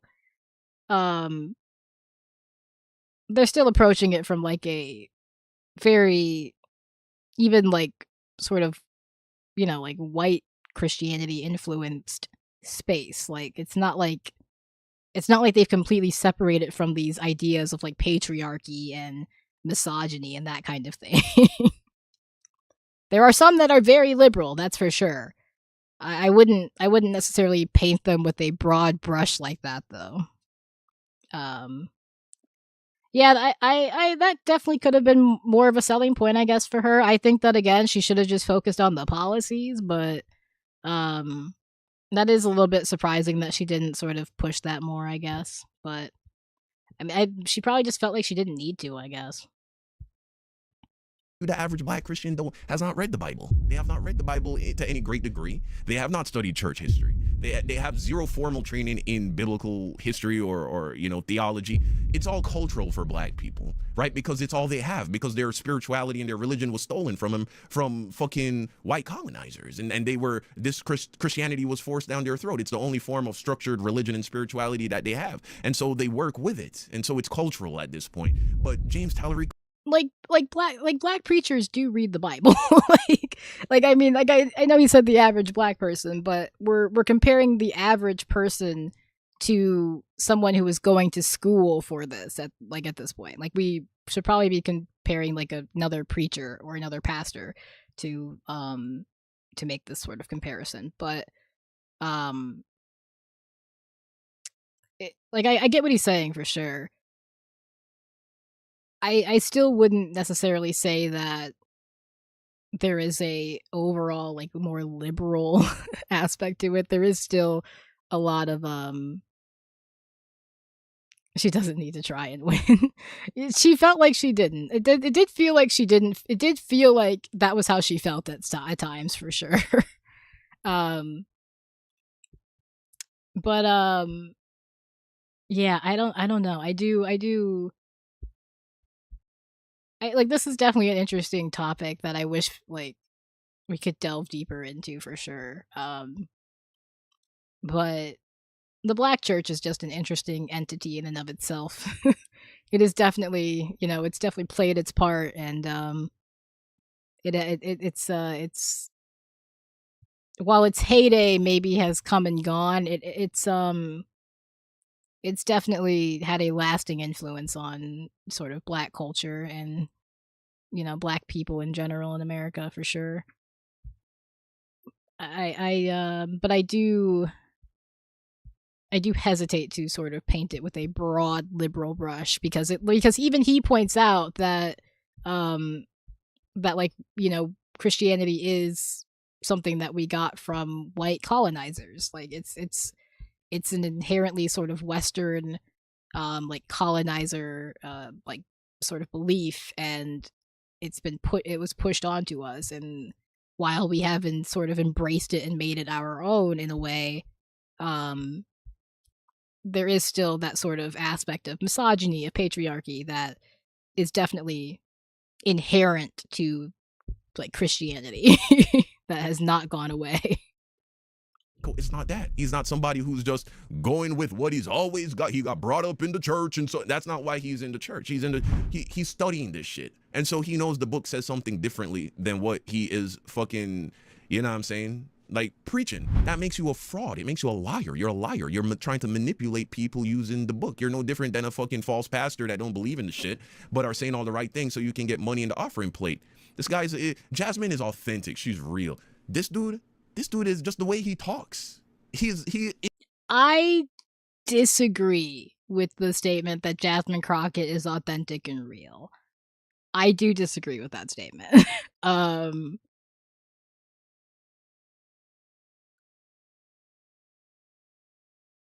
I not necessarily in her personality, but like I do think there's an element of Jasmine Crockett that is sort of fake. That is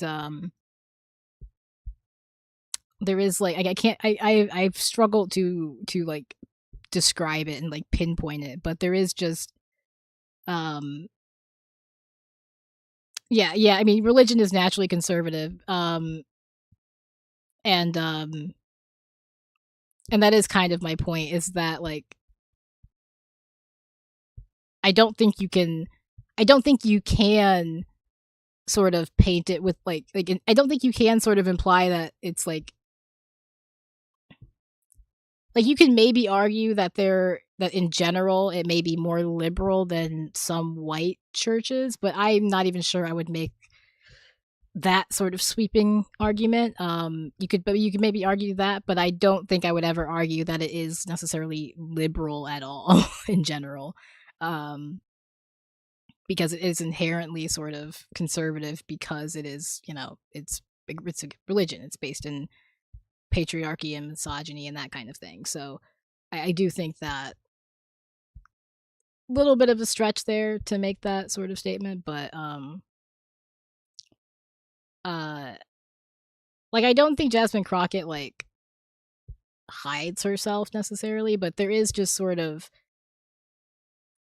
when it comes to her politics, I don't think she is the most like real person. Yeah, I do think she is she's honest about that for sure. I do think there are things where she is perhaps a little bit more flippant, a little bit more easily swayed in certain ways, and so I hesitate to say that she is that she's real.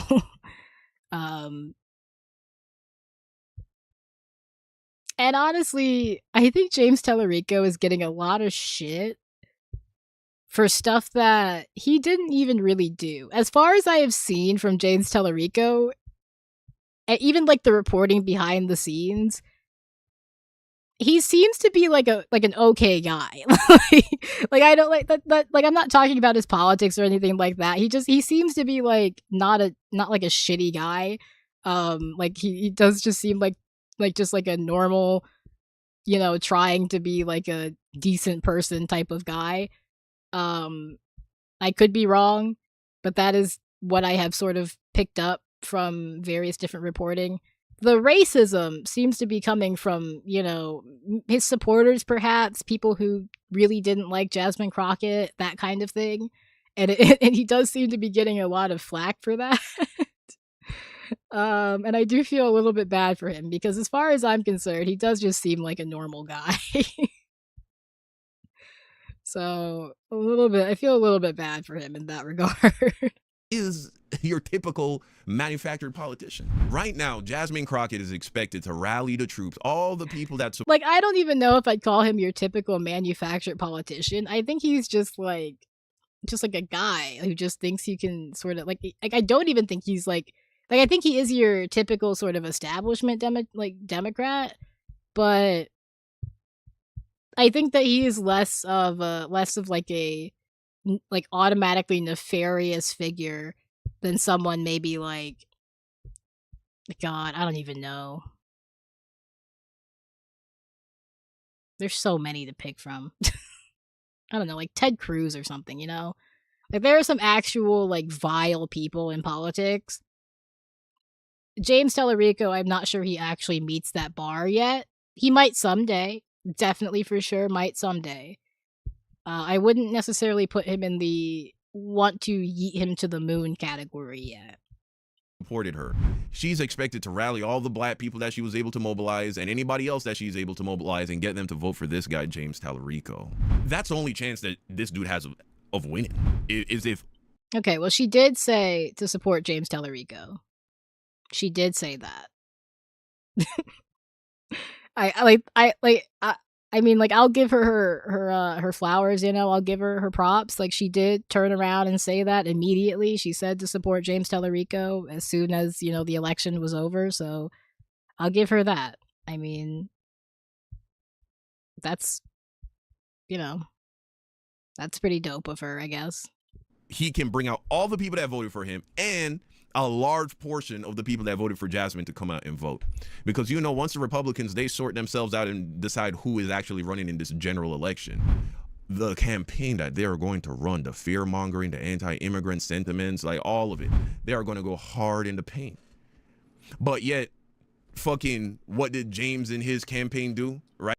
Yeah, I mean, I think he's maybe more of a blank slate. I think that is possibly because we haven't had an opportunity to hear him sort of consistently over time. Like, I do think, again, that was something that was to Jasmine Crockett's detriment, was that she was on the record so many times having said these things because she had already been in Congress, you know, she had already been questioned about certain things, she had a voting record, that kind of thing.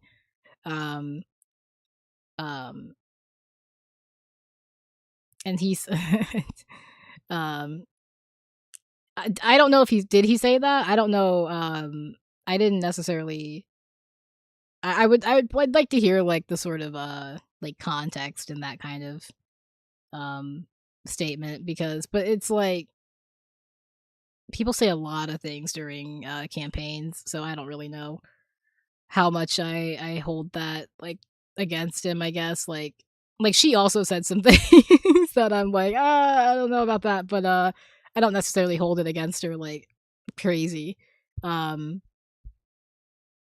like, yeah, that is like depending on like the context and depending on the sort of meaning behind that, that's definitely a little like okay. But again, it's a fucking campaign, so I don't know. But I do think that he is probably less on the record, you know, so there's less things to point to, and he gives his final ad. Yeah. Yeah,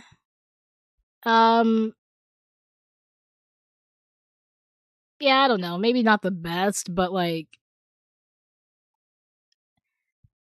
I've heard a lot of like actually straight up offensive things from like people, you know, like we're like at this point we are talking about like people being like racist and that kind of thing, and I wouldn't say that statement is inherently racist.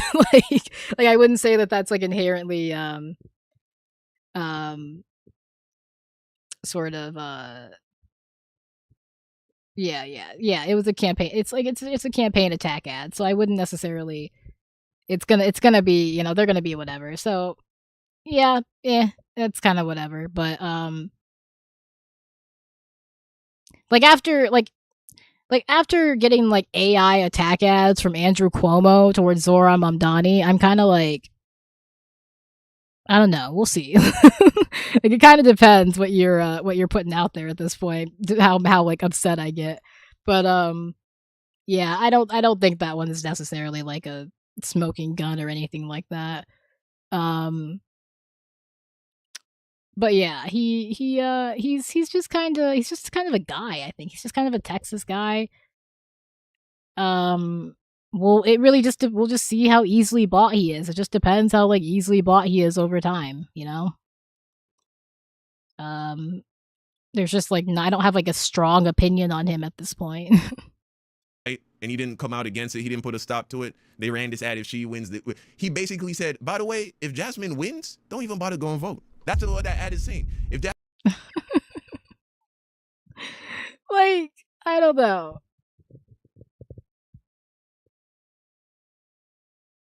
It's like it's a campaign attack ad. Like, I mean, it's gonna be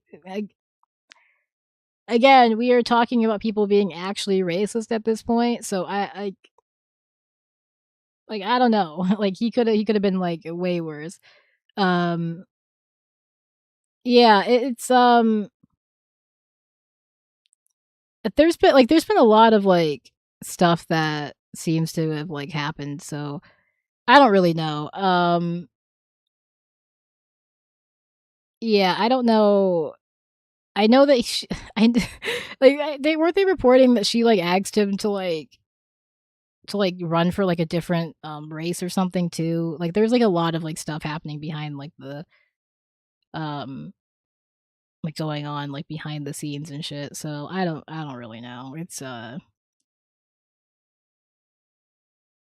like I don't put too much stock in shit that you say in a campaign attack ad. Unless it's like actually like crosses the line, you know, like it's actually like bigoted and offensive.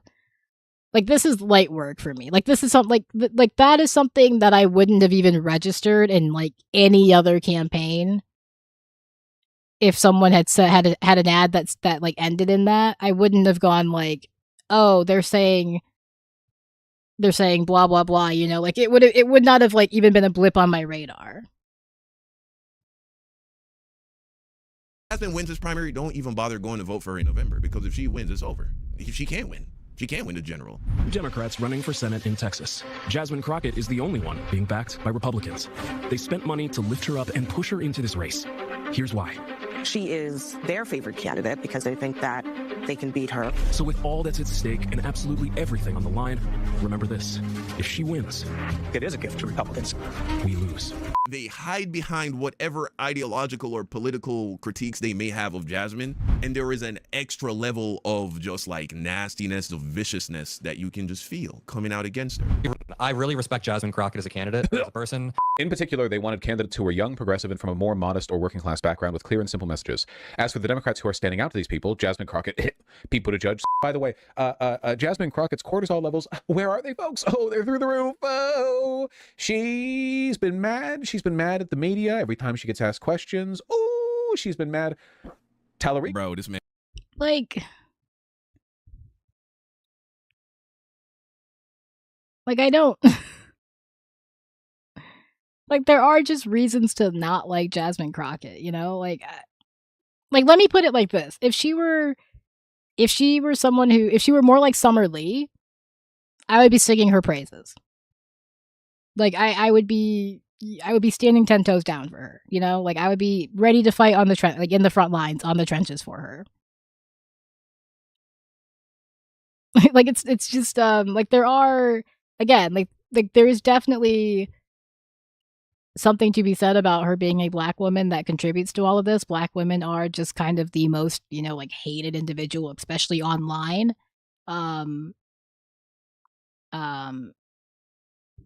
Yeah, it's for Vaush and for people like Vaush specifically.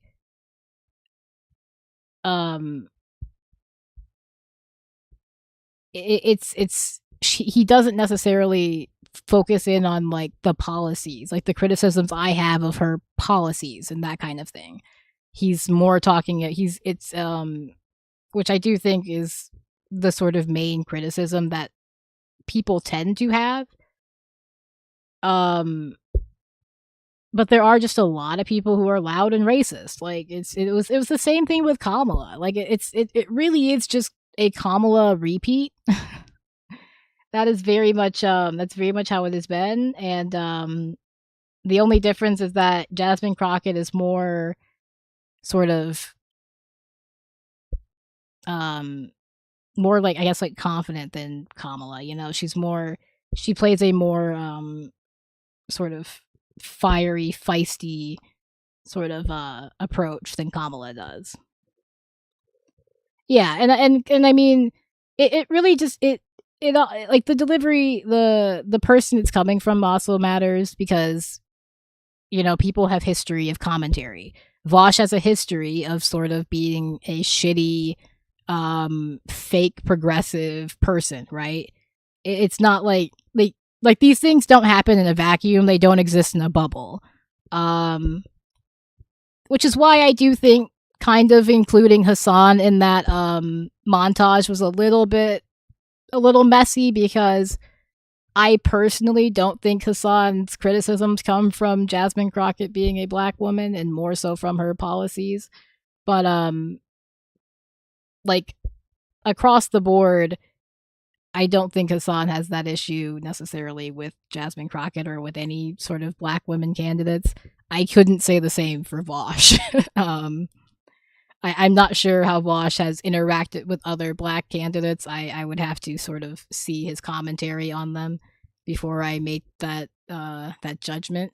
But given his past, given what I have seen from him, I don't necessarily have a high confident level. But so like I do think it is important to sort of remember that there are other aspects, there are other things that people have said and done, and that those things should be taken into consideration when making a judgment on something like this. Like if you're going to try and determine if somebody is being racist in their commentary, it is worth examining if it's a pattern, you know, if it's something that they do consistently over time, or if it's something that they do, you know, or if it's something that like, or if it's like, you know, like this like one time, or just like what it is, you know, like how it sort of happens, I guess. I don't know. And just farted. Did you hear that shit? This man just farted. Oh, she's been mad. Tallarico, on the other hand, what did he do? I don't know, actually. I spent today out. You know that phrase, none of us is... See, like, yeah, I mean, I do think that if you're going to have a opinion over one candidate, you know, for the other, then you should be able to sort of be like, you should be able to articulate that. Like, I obviously can't say, like, that I like Tallarico for specific reasons, because I don't. Like, I don't have, like, a preference for Tallarico. I just have criticisms of Jasmine Crockett. So the fact that he can't really articulate that is definitely a red flag, so to speak, of where his opinions may be coming from. Free until all of us is free. I don't think that's what they mean. I think nobody is free until black folks are back in slavery, because that's what the fuck is giving. You cannot sit here and harass black women continuously. Black women who did absolutely nothing to you. What the fuck just happened? What the fuck is giving? You cannot. Okay, isn't this guy? Didn't he do some fuck shit? I don't recall exactly, but I think he's got some baggage of his own. Sit here and harass black women continuously. Your failure to provide clear and irrefutable examples is a tell. You have some very obvious problems you need to work through, and trying to diagnose strangers on the internet isn't going to solve them. And what are my problems I need to work through? Are you not diagnosing me in that same way, Keith? Why don't you just say you support the white boy and stop wasting everyone's time? Wait, this is the screenshot you're using to prove that black women are getting harassed? A screenshot in which the black woman invokes the race card before the white guy does?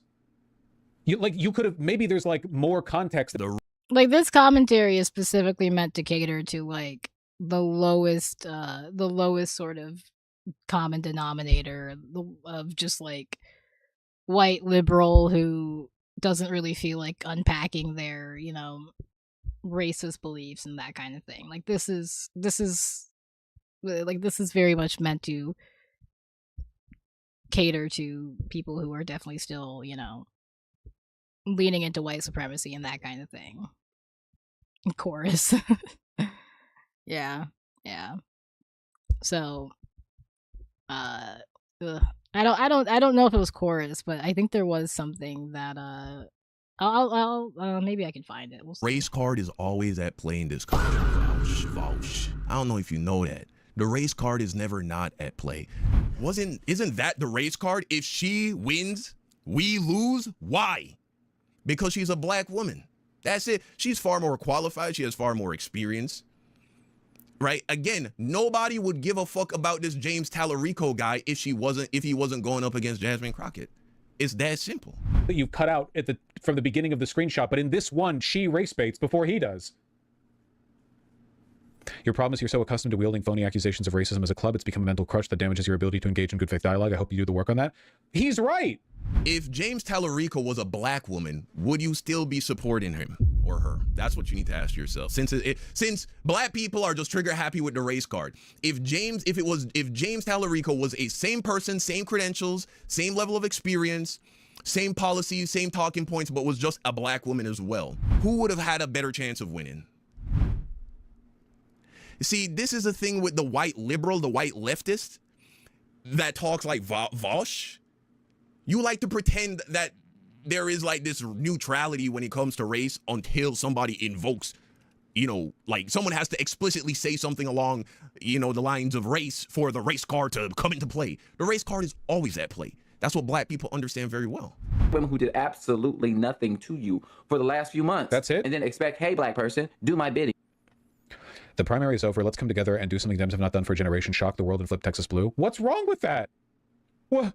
If he wins, we lose. What if black people take on that attitude? If he wins, we lose. Don't bother going out and vote. Okay, I mean, a lot of Crockett supporters have kind of taken on that attitude. I don't think it's going to stick. Like, I don't think it's going to be the case, come November. I do think that ultimately they will be at the polls voting Democrat.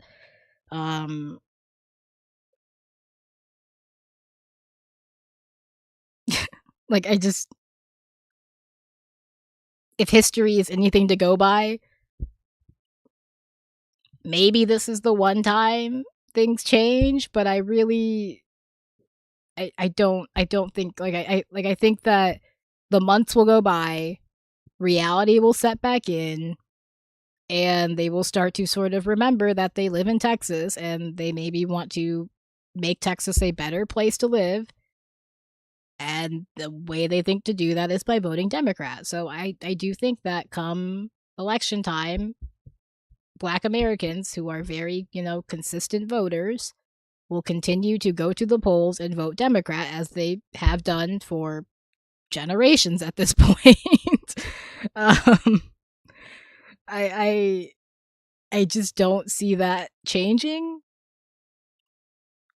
So we can have all this discourse, we can have all this back and forth, and I do think it will ultimately be very unproductive and unimportant come November. Like, it just won't matter.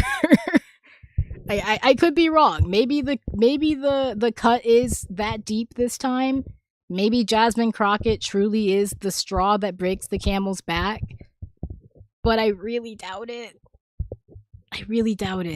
I don't know. Especially since she seems to have been willing to bury the hatchet and she is willing to sort of direct people to vote for James Tallarico come November. I just think that it's looking more and more like these, they'll be at the polls. Nah, black people are expected to go above and beyond in order to accomplish what we have to accomplish. It's not above and beyond. That's the thing. It's not above and beyond. What is above and beyond is what people are saying they're going to do. Although I don't know if Texas has straight ballot voting. It might not. It probably doesn't have like down ballot voting. I don't think it does. That seems like something they wouldn't have just because it makes it easier. But it's more work to skip the Senate slot on the ballot. I do think that it's not above and beyond. It's very because I imagine there will be other elections taking place as well. They're still going to go to the ballot. They're still going to go to the polls and cast their ballot. It's I don't know. I don't see it being a problem necessarily. No name guy fucking raised how much money did they put behind? We're forgetting that he has, X amount of months to still campaign and get his name out there to really build up his sort of reputation with his constituents and really sort of make a go at it. It's possible. I don't know if he'll win, but I am definitely curious to see the polls post election. I'm definitely curious to see how he sort of good, how he does. Like I'm curious to see if he does as bad as people are sort of projecting now that they think he's going to do. I don't think it's going to be as much of a bloodbath as they think it is. Like something crazy, something insane, bro. So somehow the establishment Dem only raised 8.5 million and spent 5 million, but Tallarico, the nobody that nobody even knew about until like 4 months ago, he raised $20 million and spent 15. Yeah, that makes sense. That sounds about right. Okay. This guy took a picture with Biden. I think I saw a lot of these chorus people did that. I think he was one of them. I might be wrong on that. Maybe I'm just thinking of Brian Tyler Cohen. Yeah, he did? Okay, yeah. He was dancing with Kamala Harris. Wait, really? Was he? Hold on. Too raw. Well, that's prescient. Why you keep talking about Kamala Harris? Who nobody disagrees. Nobody's arguing that Kamala was the next Obama, right? She was not the greatest political. She was not incredibly talented as a politician, right? Running for office. However, I think we're all collectively in agreement that if Kamala Harris was a president right now, things would objectively be going a lot better in literally every department. We wouldn't be at war with Iran. We wouldn't have imposed all of those like insane tariffs on fucking other countries. We wouldn't have decapitated the president of Venezuela. We wouldn't have been flirting with the idea of trying to capture Greenland. You know, like life would, we wouldn't be conducting a mass deportation campaign. Renee Good would still be alive. Alex Preddy would still be alive. Like, can you just like let go? Like I hate this argument so much because like it doesn't matter. It doesn't matter. It doesn't matter where we would have been if Kamala had won. She didn't win. She didn't win. And you know why she didn't win? Because she also ran a bad campaign. Can we just like I love black women. I love black women. I am a black woman. Okay? I think black women are truly just like the best thing to ever exist on this earth. We are the best. We are truly the fucking moment. But we are also humans with agency. And I do honestly think that to a degree, it diminishes. It is honestly like, it takes away a level of agency, a level of responsibility from people like, you know, Jasmine Crockett, from Kamala Harris, when you ignore the campaign that they ran. Like these are adult women with brains and minds of their own who can make decisions and make poor decisions. Like if you want to be pro-black woman, I do think you have to be able to recognize that we can make poor decisions. We can make the wrong choices. Like we can't just sort of write everything off as it is just like there is like a level of like almost like taking away like this like agency of just like being able to fail. Like we are capable of failing. And it sucks when we fail. It is perhaps detrimental to many different people when we fail. And at the end of the day, I think that the problem is recognizing that Kamala ran a bad campaign herself means recognizing that all of the things he just said, the responsibility to a degree does fall on the Democrats. It does fall on Kamala Harris and her campaign for not running a better one, for not doing a better job when they could have, when there were absolutely different avenues and ways for them to win. So, like, by all accounts, that was her race to lose. It was her race to lose. You could say the same about Jasmine Crockett. And they lost. They did not make the decisions that they needed to make. And you do have to sort of recognize that, yes, all of those things maybe would not have happened if Kamala had won. But you cannot put the entirety of Kamala's loss on the voters. If the voters were not convinced to vote for Kamala, then that's on Kamala. it's so frustrating. Like we have to be able to recognize that, like, yes, there are things that are at play here that are out of our control, but at the same time, there's also the donor class. There's various different things for sure. It's just there is just this sort of but there are obvious things that both Kamala and Jasmine Crockett could have done to at least run a better campaign, to run the best campaign that they could have ran given the circumstances that they were operating in. And neither one of them did that. Like, what is the problem with Kamala? Like, Kamala was the best option. She wasn't the best option, but she was the best option from who we had to choose from. Like, we should have had a primary. I mean, if we're being honest, we should have had a primary. We should have really never been in that position to begin with. Biden should have never even considered running for a second term. Like, we could keep going back here if we're being honest. If we really want to find people to blame for the loss of Kamala, then we can keep peeling back the layers if we want. At some point, we're gonna sort of have to face the reality and recognize that a better campaign could have been ran, and it was not. And I really do think that this comes from not wanting to sort of place the blame of everything that's happening on Kamala, which I don't think is the case anyway. I think the blame goes on Trump, the person who is enacting these things, the person who is responsible for these things. Yeah, if there's not much of a policy difference, the chasm is noticeable for sure. It's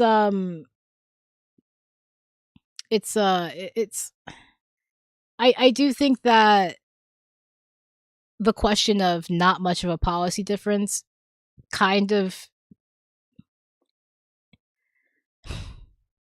I think it's really easy for us to look at things in a sort of factual way when in reality we are dealing with the sentimentalities and the feelings of many different people.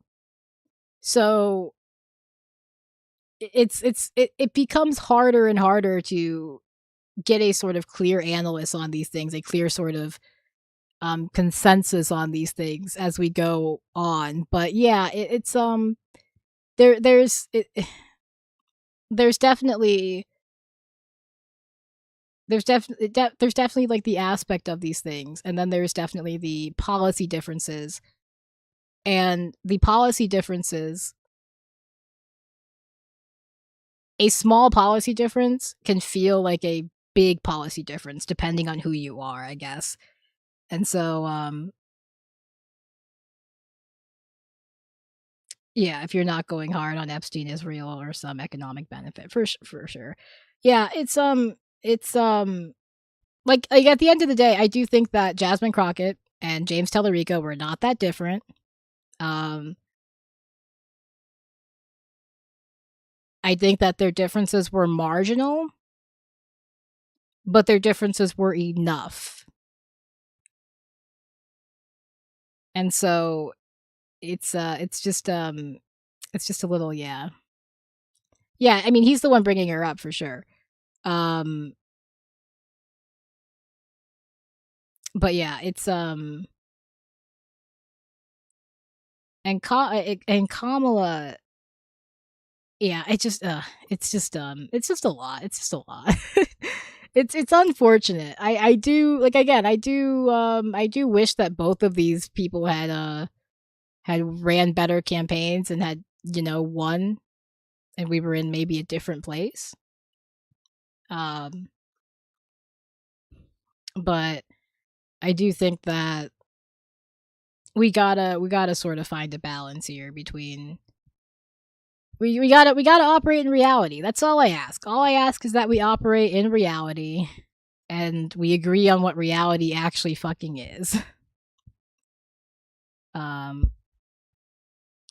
Yeah, I mean, I think that, Kamala, he's talking about Kamala because she was in, like, the video with with this guy, this the too raw, too real guy. So that's why Kamala's come up. But like again, do I think Vosh is racist? And looking at this from a more sort of racial, like, you know, misogynistic kind of thing, yes. Do I think that? Do I think even like the majority of people who don't like Jasmine Crockett are coming at it from that angle? I'm not sure. I honestly don't know. I don't think so. I think there's probably like, if I had to say, maybe a third of the people who don't fuck with Jasmine Crockett are coming at it from a more racial, misogynistic place. I don't think Jasmine Crockett did a very good job of presenting herself to people who are maybe more to the left of her. And especially at a time when people to the left of her are very critical of candidates and in a very sort of cynical place. It just sort of it just didn't really play out. And again, I do think that her record worked against her. No, I don't think that I don't think that's the answer at all. I don't think that you don't run black women in red states. I've consistently said that I think that Jasmine Crockett could have overcame being a black woman in a red state. I just think that the way to do that would have been by focusing on policy. Making it so that she is, you know, speaking to the concerns that people have. She is making it so that she is more appealing on policy, and they no longer, because unless you're like a diehard racist, if someone is giving you the policies that you want, you're not gonna like turn that shit down. Unless you are truly a dyed-in-the-wool racist, like you are ready to die about it, like literally ready to die about it, literally ready to vote against your interests and die about it. You're just it's not necessarily. It is something that can be overcome for sure. Yeah, and I do think that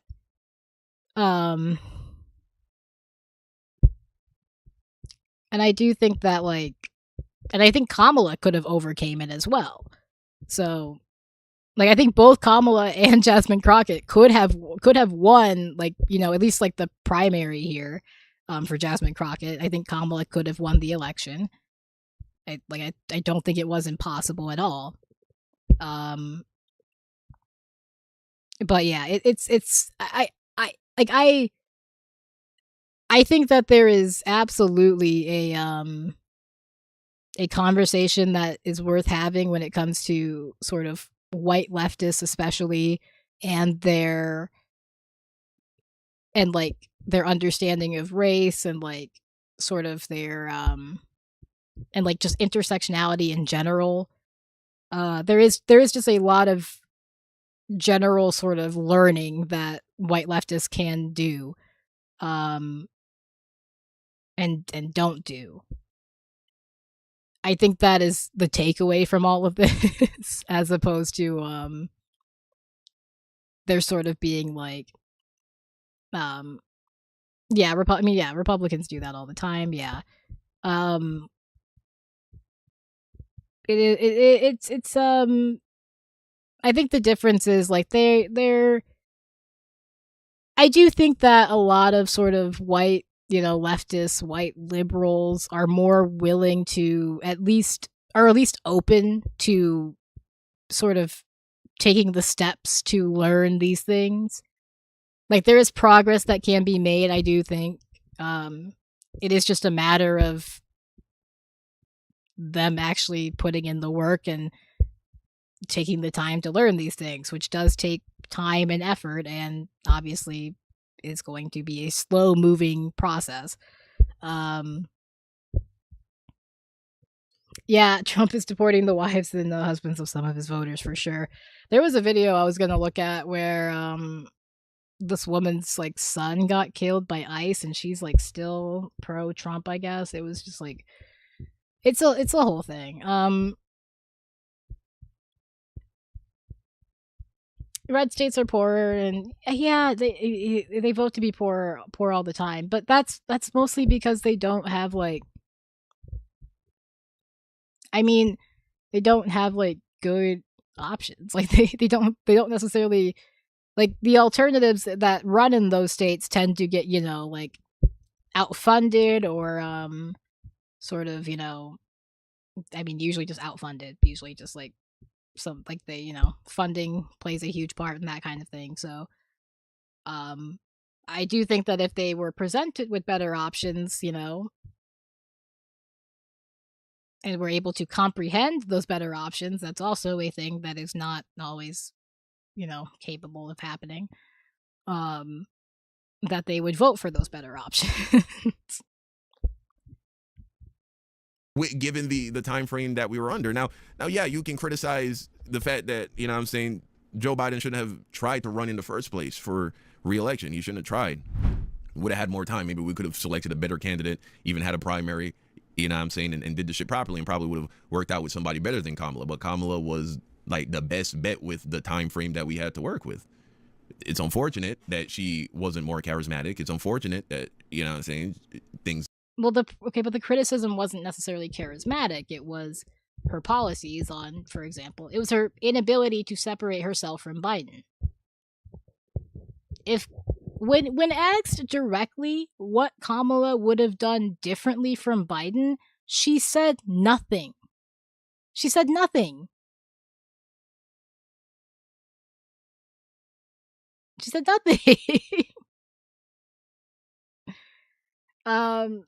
Like, that's the issue. So, like, I do think that, again, yes, there are definitely, some people who are definitely racist, but there are also a lot of people who just watched her say those things and heard her say those things and went, well, fuck, I don't want to support this.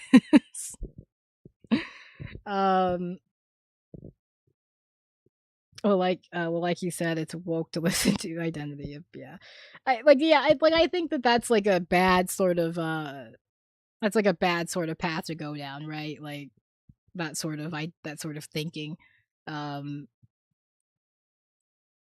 I as much as I am someone who is like, we should definitely focus on like class politics, that kind of thing, like economics, economy, that kind of thing. I do think that we can't completely ignore race, because again, those things are often sort of connected. They often go hand in hand, because of the way, racism has been systematic and structured into our society. A lot of the poorer communities are usually like Black and brown communities. So it's just kind of like, I think it's pointless to try and separate those things from one another, or try and be like completely sort of separate from one another. Like, I do think that's not necessarily a good thing to do, but that is the topic of sort of like color blindness and the sort of negative effects of that approach, which is, if you are going to be colorblind, then you're not going to be looking at things and seeing the sort of negative effects that people deal with because of their race. It's like it's like the idea of, being colorblind is supposed to be, you don't see race, so you don't discriminate against people. But if you have that approach, then you also don't see the ways people are discriminated against because of their race. Didn't go better, but like, she did the best that she could in the time that she had to fucking work with. No, she didn't. No, she did not. She did not do the best that she could. She did not do the best that she could at all. That is factually incorrect. Once again, when directly asked what she would do differently than Biden, she said nothing.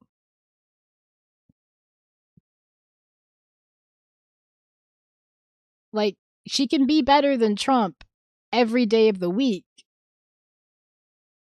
But any candidate, not just Kamala, I don't think it had to just be Kamala. If it had been anybody who got up there and was asked that question and they said nothing, when everybody is asking you to condemn a genocide, when everybody's asking you to separate from Israel, and you get up there and say you will do nothing differently,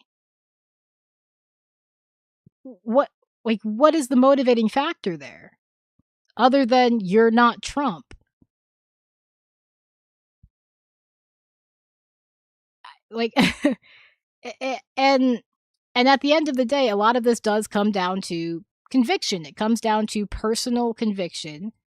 And personally, if people feel like their vote, whether they vote for if it comes down to somebody feeling like voting for Kamala would be supporting a genocide, and obviously voting for Trump would be supporting a genocide in that scenario, usually also as well, yes.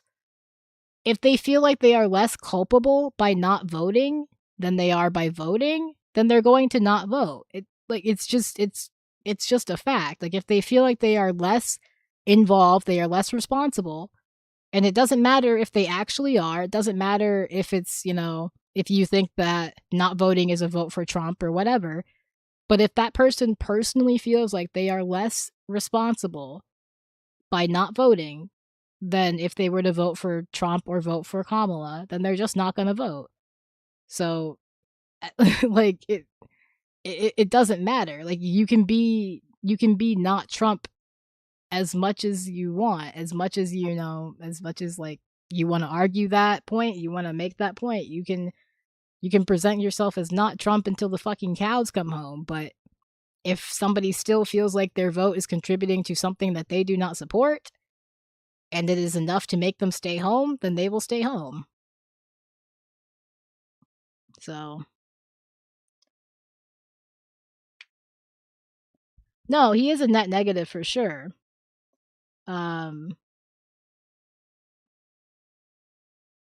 Yeah, I mean, yeah, motivating factor is donors, like, our government is completely compromised. Yeah, like, for sure. I do think that he's a net negative 100%. And I do think that if you ask me to compare the two, for sure, I would personally say Kamala, obviously, better. I voted for Kamala. I did not vote for Donald Trump. I did vote, and I did vote for Kamala. I did have a lot of back and forth on whether or not I was going to vote for Kamala because I was very conflicted about it. I did not want to cast a vote in support of a genocide at that point. Ultimately, I decided that voting was the better option, but I wouldn't necessarily yeah, and I wouldn't necessarily fault anybody for staying home. Like, I think that's my sort of different approach that I have from a lot of people, is that I wouldn't fault somebody if they had stayed home. At the end of the day, I do think that is their choice, and ultimately it comes down to what they are able to, sleep. Are they able to sleep at night with their decision? Then I think that's ultimately what it's going to come down to. And I think I don't have any real sort of control over that. I don't have any real say in that. So the best I can do is maybe try and convince you to, vote a certain way. But at the end of the day, I am just someone who is going to sort of respect that you are making the best decision for yourself. But yeah, Bernie's a tough case, because I do think he's just kind of old and very much a liberal Zionist and set in his ways. So that's just, he's just not going to separate from Israel in any real significant way, I don't think. I think y'all think that we have Stockholm syndrome or black people don't have agency, baby. I don't know what the fuck you think this is, but we are not that. Never fucking ever. Y'all said that we played identity politics, but yet you went with the candidate with the least credentials. You went with the candidate with the right facts, complexion, and the less qualifications. Well, you said that maybe only a white person can win Texas. Well, now you have the opportunity to test your theory. And rather than playing in black folks' faces with disgusting comments like this, why aren't you taking... Vote blue no matter who. Hope you can read it between the tears, bitch. What's wrong with that comment? Out of curiosity. This dude's racist as fuck, man. I have not seen... How's he racist? How's he racist? You did not respond to the points that he just made. Why is it that the less qualified person with less name recognition stands a better chance to win? Again. Like, I do understand why it feels like that is something that should be, you know, like, why that should be like, oh, we should be voting for not for Kamala, sorry. We should be voting for Crockett because she has more experience. Again, I do think that her record worked against her in this case. I think that people saw James Tallarico as more of a blank slate, as someone who could maybe, who could maybe be like more malleable, and so they went with him. I do think that that played a factor as well. So I do unfortunately think that in this case, the fact that she was the more experienced candidate worked against her. Like, had James Tallarico had more of a public record to refer to for his sort of, you know, his opinions and his views, I think that we could maybe be looking at even a different outcome here, depending on what his positions were. No, Tallarico, nobody would give a fuck about this guy if he wasn't running against Jasmine. And now that everybody has... I love how he keeps saying that, because, like, I guess he's not necessarily wrong, but that's just how elections are. Like, she was gonna be running against somebody. has rallied behind him, and now, you know what I'm saying, now it is what it is. Now that he used a black woman to build himself a name and a brand, now he... Again, I don't know if I'd say Tallarico used her. I think that, like, it's possible that he may benefit from this, for sure. I think that saying he used her implies a more active part on his role, and maybe I've been bamboozled, but I don't think he's, like, a super nefarious actor. I think he's just a guy. Like, I think he's just some guy. Like, he's very much like just some youth pastor, you know, like youth summer camp counselor. Like, I don't know. He's just some guy. He actually maybe stands a chance at winning come November, although I doubt he'll win, especially if black people are just like saying fuck it. But anyway, vote blue no matter who. Why you calling him a bitch? Hope you can read it between the tears, bitch. Yes. Oh, shame on black people for wanting to see themselves like represented in such a significant way. Okay, but I want us to have good representation. Yeah, you know? Like,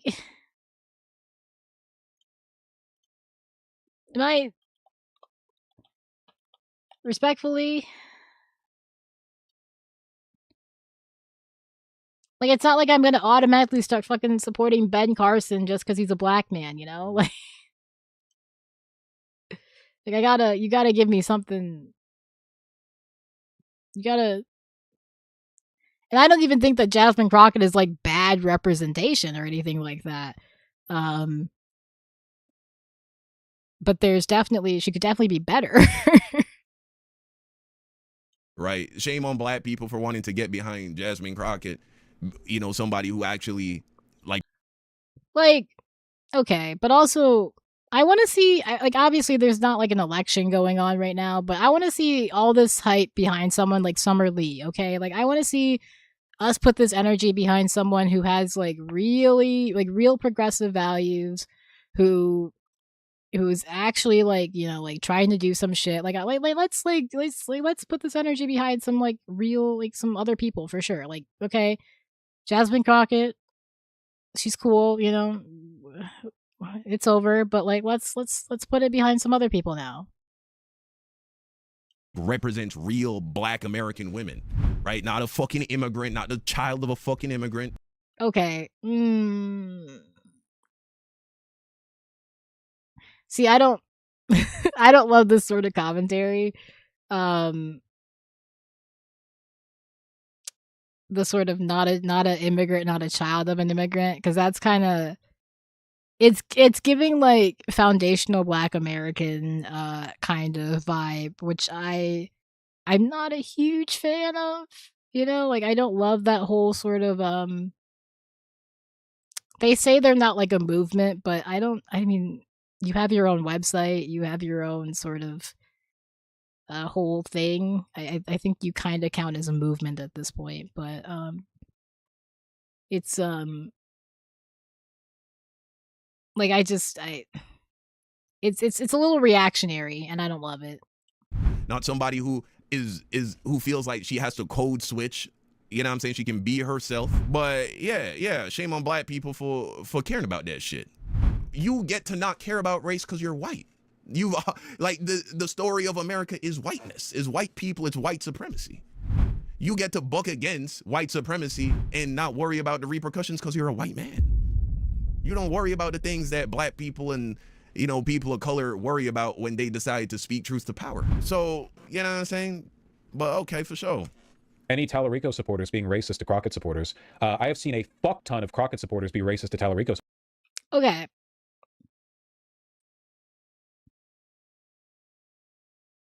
All right. Yeah, no, I mean, yes. I think that a lot of this criticism is sort of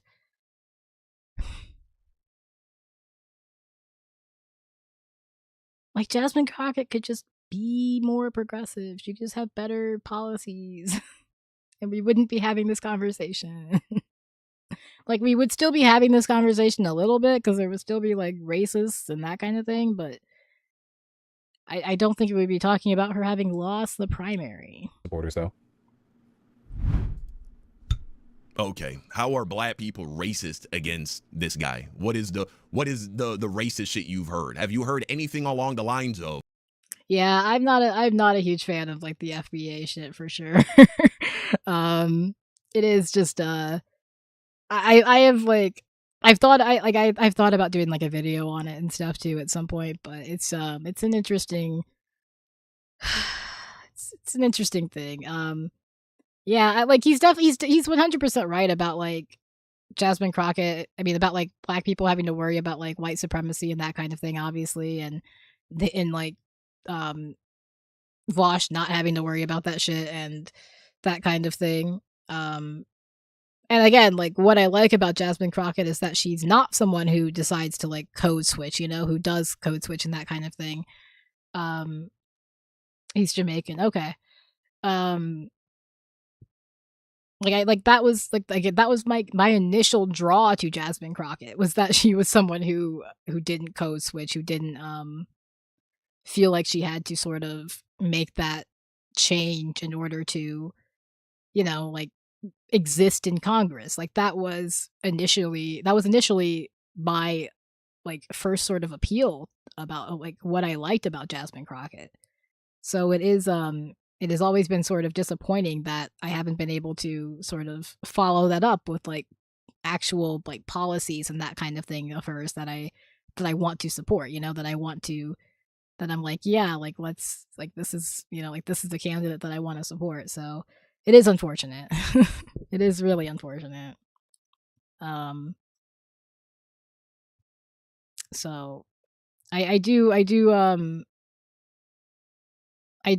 think it's interesting that is a critique that comes up quite a bit, because I think that was a lot of people's initial draw to Jasmine Crockett, was that she was someone who didn't feel the need to code switch or didn't, you know, sort of force herself to code switch, and was willing to just sort of like be herself when it came to like fighting with the Republicans and that kind of thing. And of course, it was something that she did get a lot of criticism for, even back then, from white people. Like that has always been something that she has gotten criticism for. from like, from like conservatives and even white liberals and that kind of thing. So it's like again, like the racism aspect has always been there. It's definitely something that has always existed when it comes to Jasmine Crockett, for sure. He can't win because he's white. Because that's what black people are saying is the racism coming from the white leftists or white progressives, is she can't win. It's some variation. It's something that is just really trying to say she can't win because she is a loud black woman. Ain't no black progressives making the argument that Tallarico can't win because he's a white man, a white Christian man in Texas. So now it is you who are playing the race card, right? Black people's criticisms of Tallarico are based on the fact that he's less qualified. Nobody knew who this dude was, right? It's literally the criticism is y'all only getting behind him because he's white. So in comments like this, why aren't you taking all this energy to prop up your candidate like we wanted you to do from the beginning? Maybe you should have propped up your candidate more and not like wasted your time race baiting the opposition into oblivion and then lose by 7 points in the primary, you know? Notice that every video before the very end, I said that both candidates are great candidates for Texas and would be better than Cornyn and Paxton.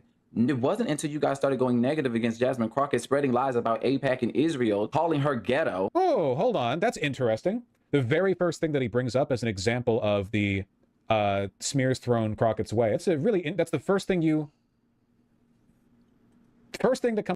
Yeah, I mean, I do think that is definitely one of my sort of general frustrations with someone like Vaush, is that bad faith actors do get to point to Vaush and sort of use him as an example of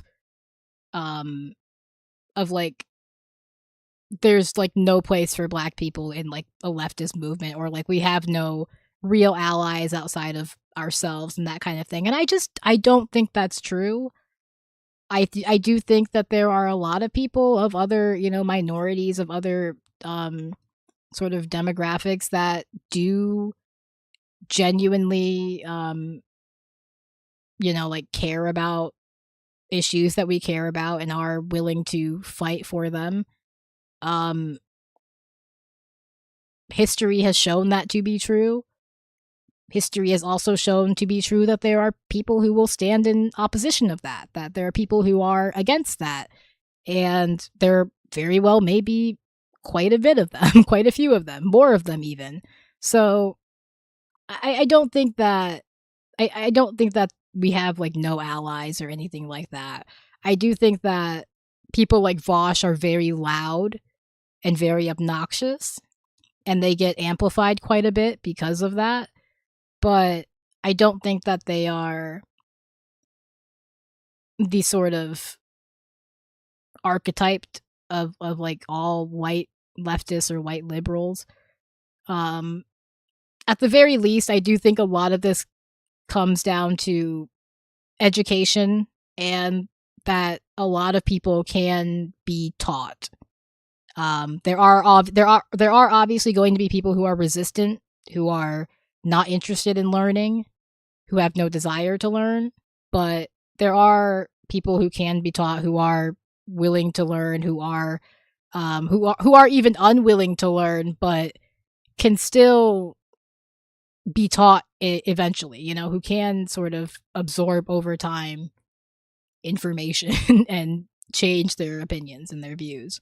So I think Vaush does a very good job of creating a space where people can sort of find comfort in this viewpoint from another white, from another so-called white leftist or whatever.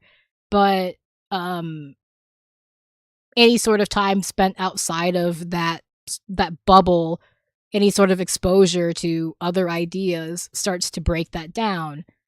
And again, there are obviously going to be people who are just racist and resistant to that kind of thing. But I think that a lot of people recognize the sort of shared struggle, and they recognize the struggle that we maybe don't share, but is just as important.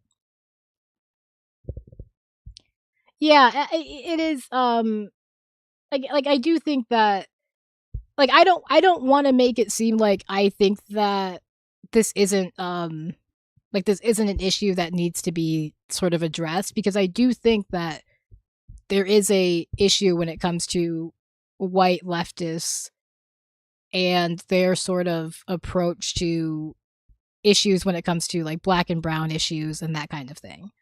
I do definitely think that that is something that needs to be addressed. Like there is an issue there, and it is something that it is something that sort of I think does get in the way of like progress in certain areas. So like I do want to like make that clear. Like I don't think that this is like a non-issue. But I don't think that it's like, again, I do just kind of think Vaush is, you know, loud and wrong.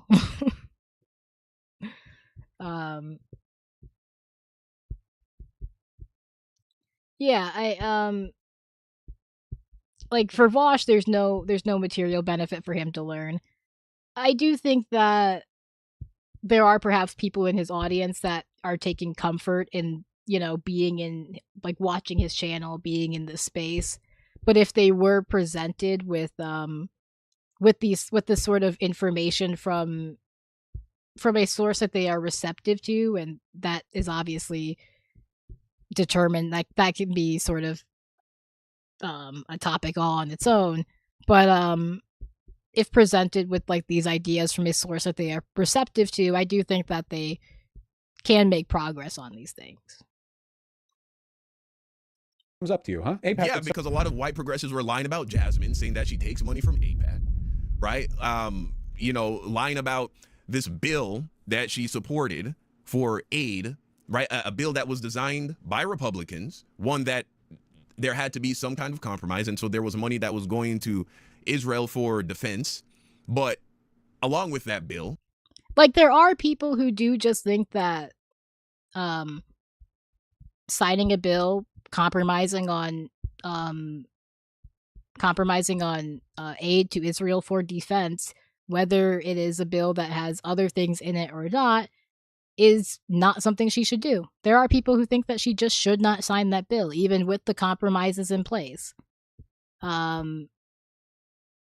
So like there is definitely like a question of like, there's like a disagreement, I think, in like some of this like criticism, because some people are just going to be more critical in general than others.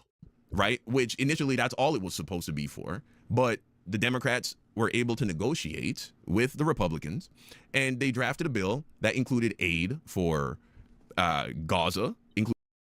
Like I think that any aid to Gaza is pointless if we are still giving aid to Israel. Like I don't think giving aid to Gaza, like having aid to Gaza in this bill automatically makes it like better. If anything, I feel like it's more of like a slap in the face, because it like, just look at Gaza. Just look at Gaza. What is aid to Gaza at this point? And is the aid to Gaza even getting into Gaza? Is Israel letting the aid in? Because they weren't at one point. Like, so it's like aid to Gaza. Were they letting the aid in?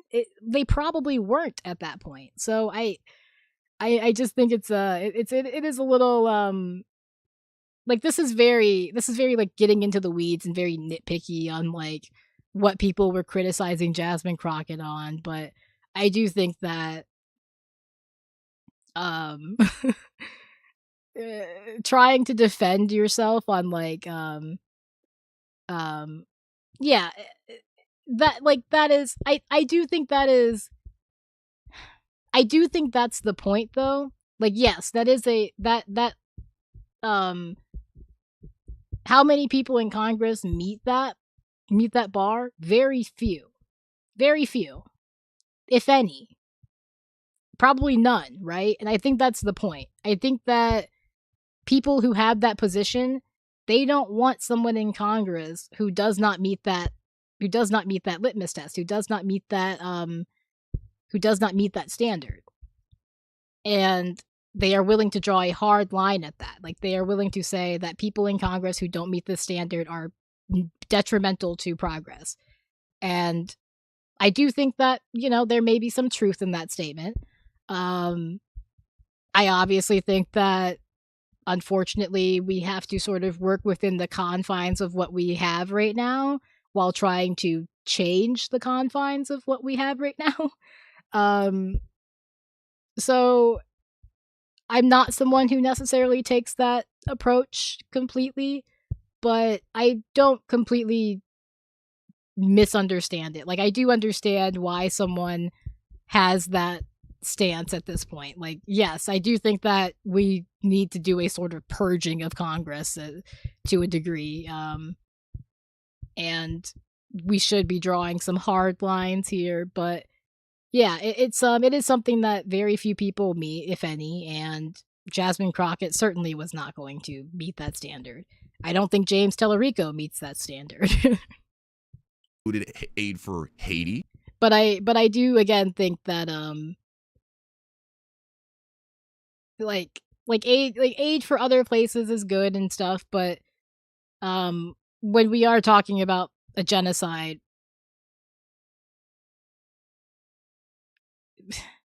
because again, I think that's something that people are sort of struggling with.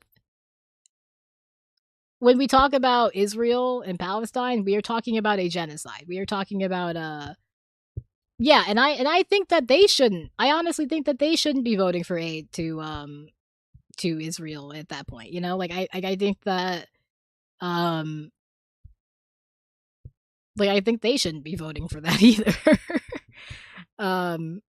But again, I'm not someone who, you know, necessarily takes the sort of scorched earth approach when it comes to politicians, I guess. But I do think that they shouldn't be.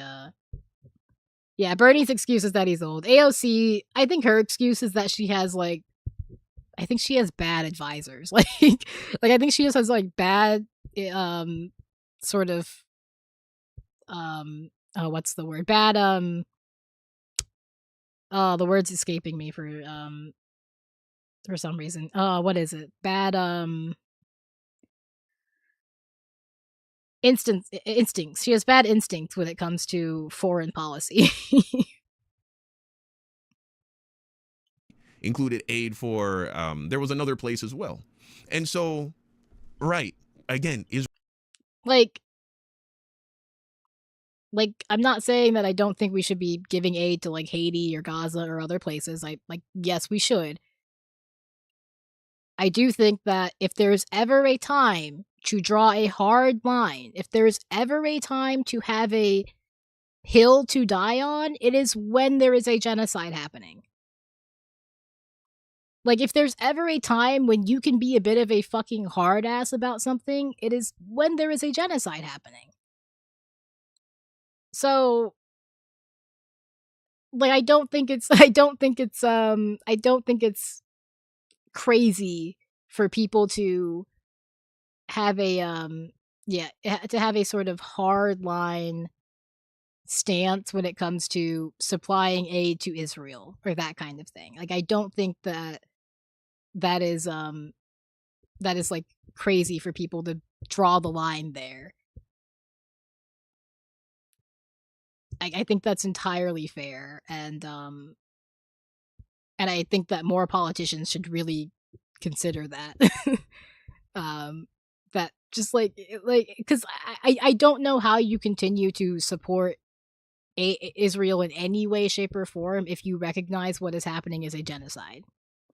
I just don't. I personally do not understand that, but you know. Israel is our greatest ally. That's not going to change anytime soon. I am no fan of Israel. But again, that's quitter talk. We can change it. That's quitter talk. I'm trying to change that shit in my lifetime. That's quitter talk.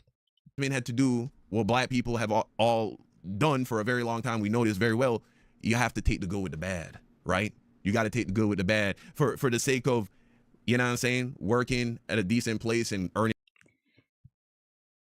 Yes and no. I will say Black Americans have quite consistently throughout sort of, throughout the last, however many decades, have supported the Palestinians. Like there's a fairly decent record among sort of Black Americans and Black resistance sort of groups here in America and their support of the Palestinians. So I will just sort of say that. Like it is in my opinion the pro-Black position to be pro-Palestinian. Like that is the pro-Black position in my opinion, but there are some people who don't agree with me on that. Yeah, Politicians are tools in my opinion. Like they are tools. They are tools to be used to your advantage. And if you cannot use them, you get a new tool. That is really how I view it. It's like as simple as possible. That is how I view it. Politicians are tools. If you cannot use a tool anymore, you replace it. You get a new tool. You get a working tool. So in a certain amount of money, you got to play the game, right? That's a deal that Black people have had to make for a very long time. It's nothing new to Jasmine, right? It's nothing new to Black people, right? The bill didn't include money for the sake of attacking Palestine, right? At least not explicitly. It was defense. Okay, but see, I do have to make this point. Israel being able to defend itself, defensive arms for Israel, a genocidal apartheid state that is like I do wonder, and I don't necessarily want to like make this statement, but I do wonder if he would have this same view of this if the Palestinians were Black. Like if they were Black people that were being oppressed. Like if this were like apartheid South Africa, would he be having the same sort of opinion on defensive arms to apartheid South Africa? I'm not entirely sure. I don't know if it's just a sort of lack of solidarity with the Palestinians or if it is a more tools for the oligarchy. They are tools for the oligarchy, it's true. We want to make them tools for us. That is the goal.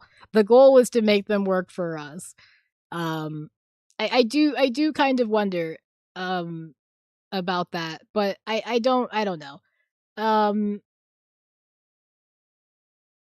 Defensive arms to Israel being able to defend itself means that it can continue its genocide, it can continue its apartheid unimpeded, unhindered. So like if Israel did not have the Iron Dome, it would have to perhaps be a little bit more careful about the actions it takes in the region. That is the issue with defensive arms. So I do think that is something that should be considered. Defensive arms, in my opinion, are not any less harmful than offensive arms. Israel is our ally. It's money for defense, whatever that means. Right? I mean, it's the money. It's the Iron Dome. It's air defense missiles. It's that kind of thing. Like that's what it means. But okay. So interesting. I've never heard of them before. You guys started going negative against Jasmine Crockett, spreading lies. You think Tallarico, the good little Christian boy, he would have voted against a bill that had money, that had aid for Palestine? I don't know. I don't know what Tallarico would have done. That's the point. I don't know what Tallarico would have done. But I do know what Jasmine Crockett would have done. And she would have done something I did not like. In this scenario, you do not go with the devil you know. With the devil you know is already going to fuck you over.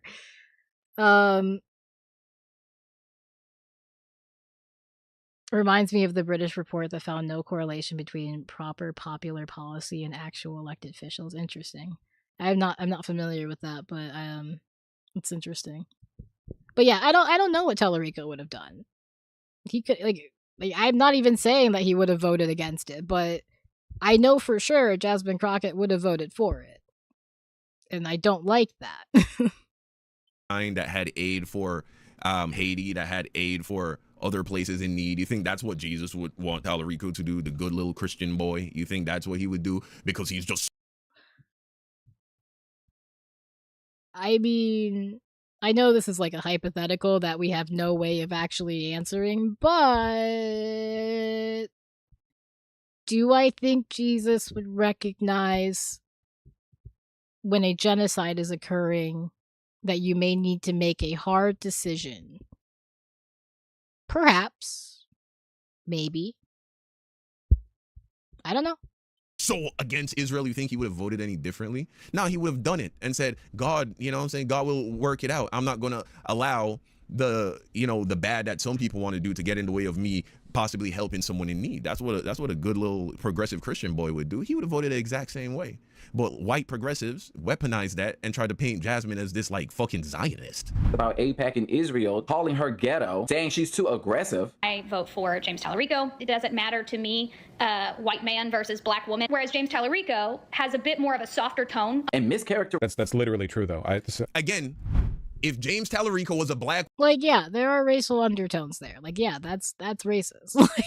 like again, there are people out here just being racist. Like, there's no way to around that. Woman with a soft tone and his credentials, would she have been the better candidate? This is what I'm trying to get at. Y'all are lying. Y'all are pretending like is that how Trump won, with a soft tone? Right? Is that how Trump won? You guys are playing the race card. Y'all are playing identity politics and then pretending like you're not and that you're above it, when that's exactly what you're doing. Yeah, man, this is fucking bullshit, bro. But hey, let them be how they gonna be, bro. We already knew what it was. We already knew what it is, man. We already knew what it is. So, shit. We'll see what happened with old Tallarico, but you know what I'm saying? It is what it is. Y'all let me know what you think in the comment section down below, man. Thanks for watching. And yeah, so yeah, I mean, again, I do hope I've made my sort of opinion sort of clear throughout this, but I just yeah, people are racist and she ran a bad campaign, and there's a lot to sort of unpack here. Tallarico is not like a progressive dream by any stretch of the imagination. I didn't see anybody trying to argue that he was, but I'm not saying that they weren't.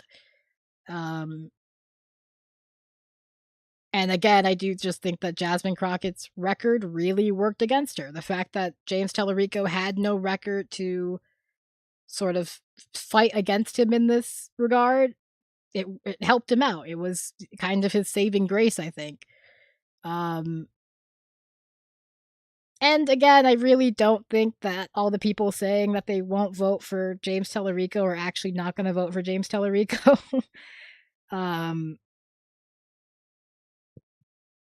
I mean, if you're gonna sit up here and make the argument that Kamala Harris, you know, was the better candidate because Trump sucks and the Republicans suck, then James Tallarico is the better candidate because the Republicans suck. And I don't know. I imagine you would, you know, sort of swallow your pride and vote James Tallarico in that scenario. But I don't know. We'll see what happens. Maybe the Texans are too proud. They did try to secede from the Union that one time. So,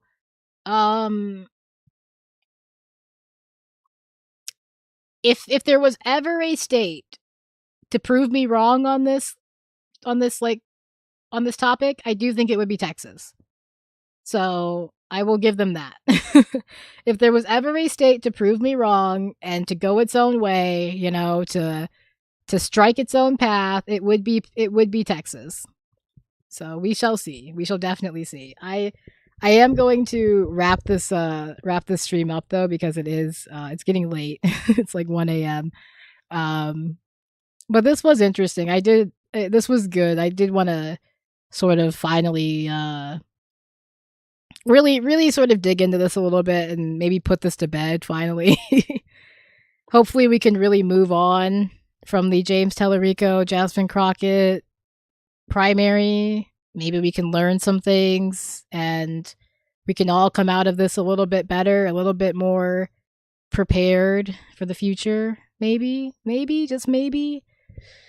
I don't know. I hope. I really hope. I really hope some good comes out of this fucking mess. But I am gonna wrap this up, so I don't know if I will be live this week. I am working on some videos and some stuff that I'm trying to get out. Just some,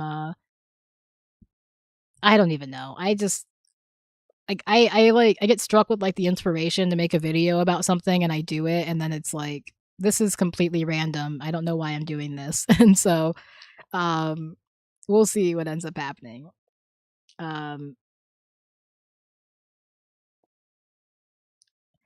You did say way more black people being racist and vice versa. I don't think that was the case. I think there were a lot of black people who were perhaps upset at the sort of response to Jasmine Crockett, but I don't think there were a lot of I don't think they were being like I don't like being racist like black people being racist usually just means they're like hurting white people's feelings, you know? There were maybe some people being racist in regards to, like, I don't know, Latinos or that kind of thing. I could definitely see that given the sort of topics and that kind of thing, like, coming up. So it's possible that was happening, but I did not see too many people. I don't know. I didn't see too many people making the argument, what I saw was a lot of sort of like shitty comments towards Jasmine Crockett, and then like the occasional really random, just like kind of out of pocket like comment towards like James Tallarico and like his followers. Like a silly, like kind of like a silly accusation, but like mostly a lot of racism towards like Jasmine Crockett from people who I don't even think cared that much. Like I don't even think these people care that much about the Texas primary. But that's why I always try to emphasize that my opinion doesn't matter. I don't live in Texas. Like when we start talking about the Michigan Senate primary this year, which we will probably be talking about, Abdul El Sayed is running in that. So, you know, when we start talking about that shit, then my opinion matters a little bit more. But it does not matter for Texas. It does not matter, I don't know, for Maine, for example, with like Graham Plattner. It doesn't matter. I don't live in those states. So I'm not voting in those elections. My opinion is kind of bullshit.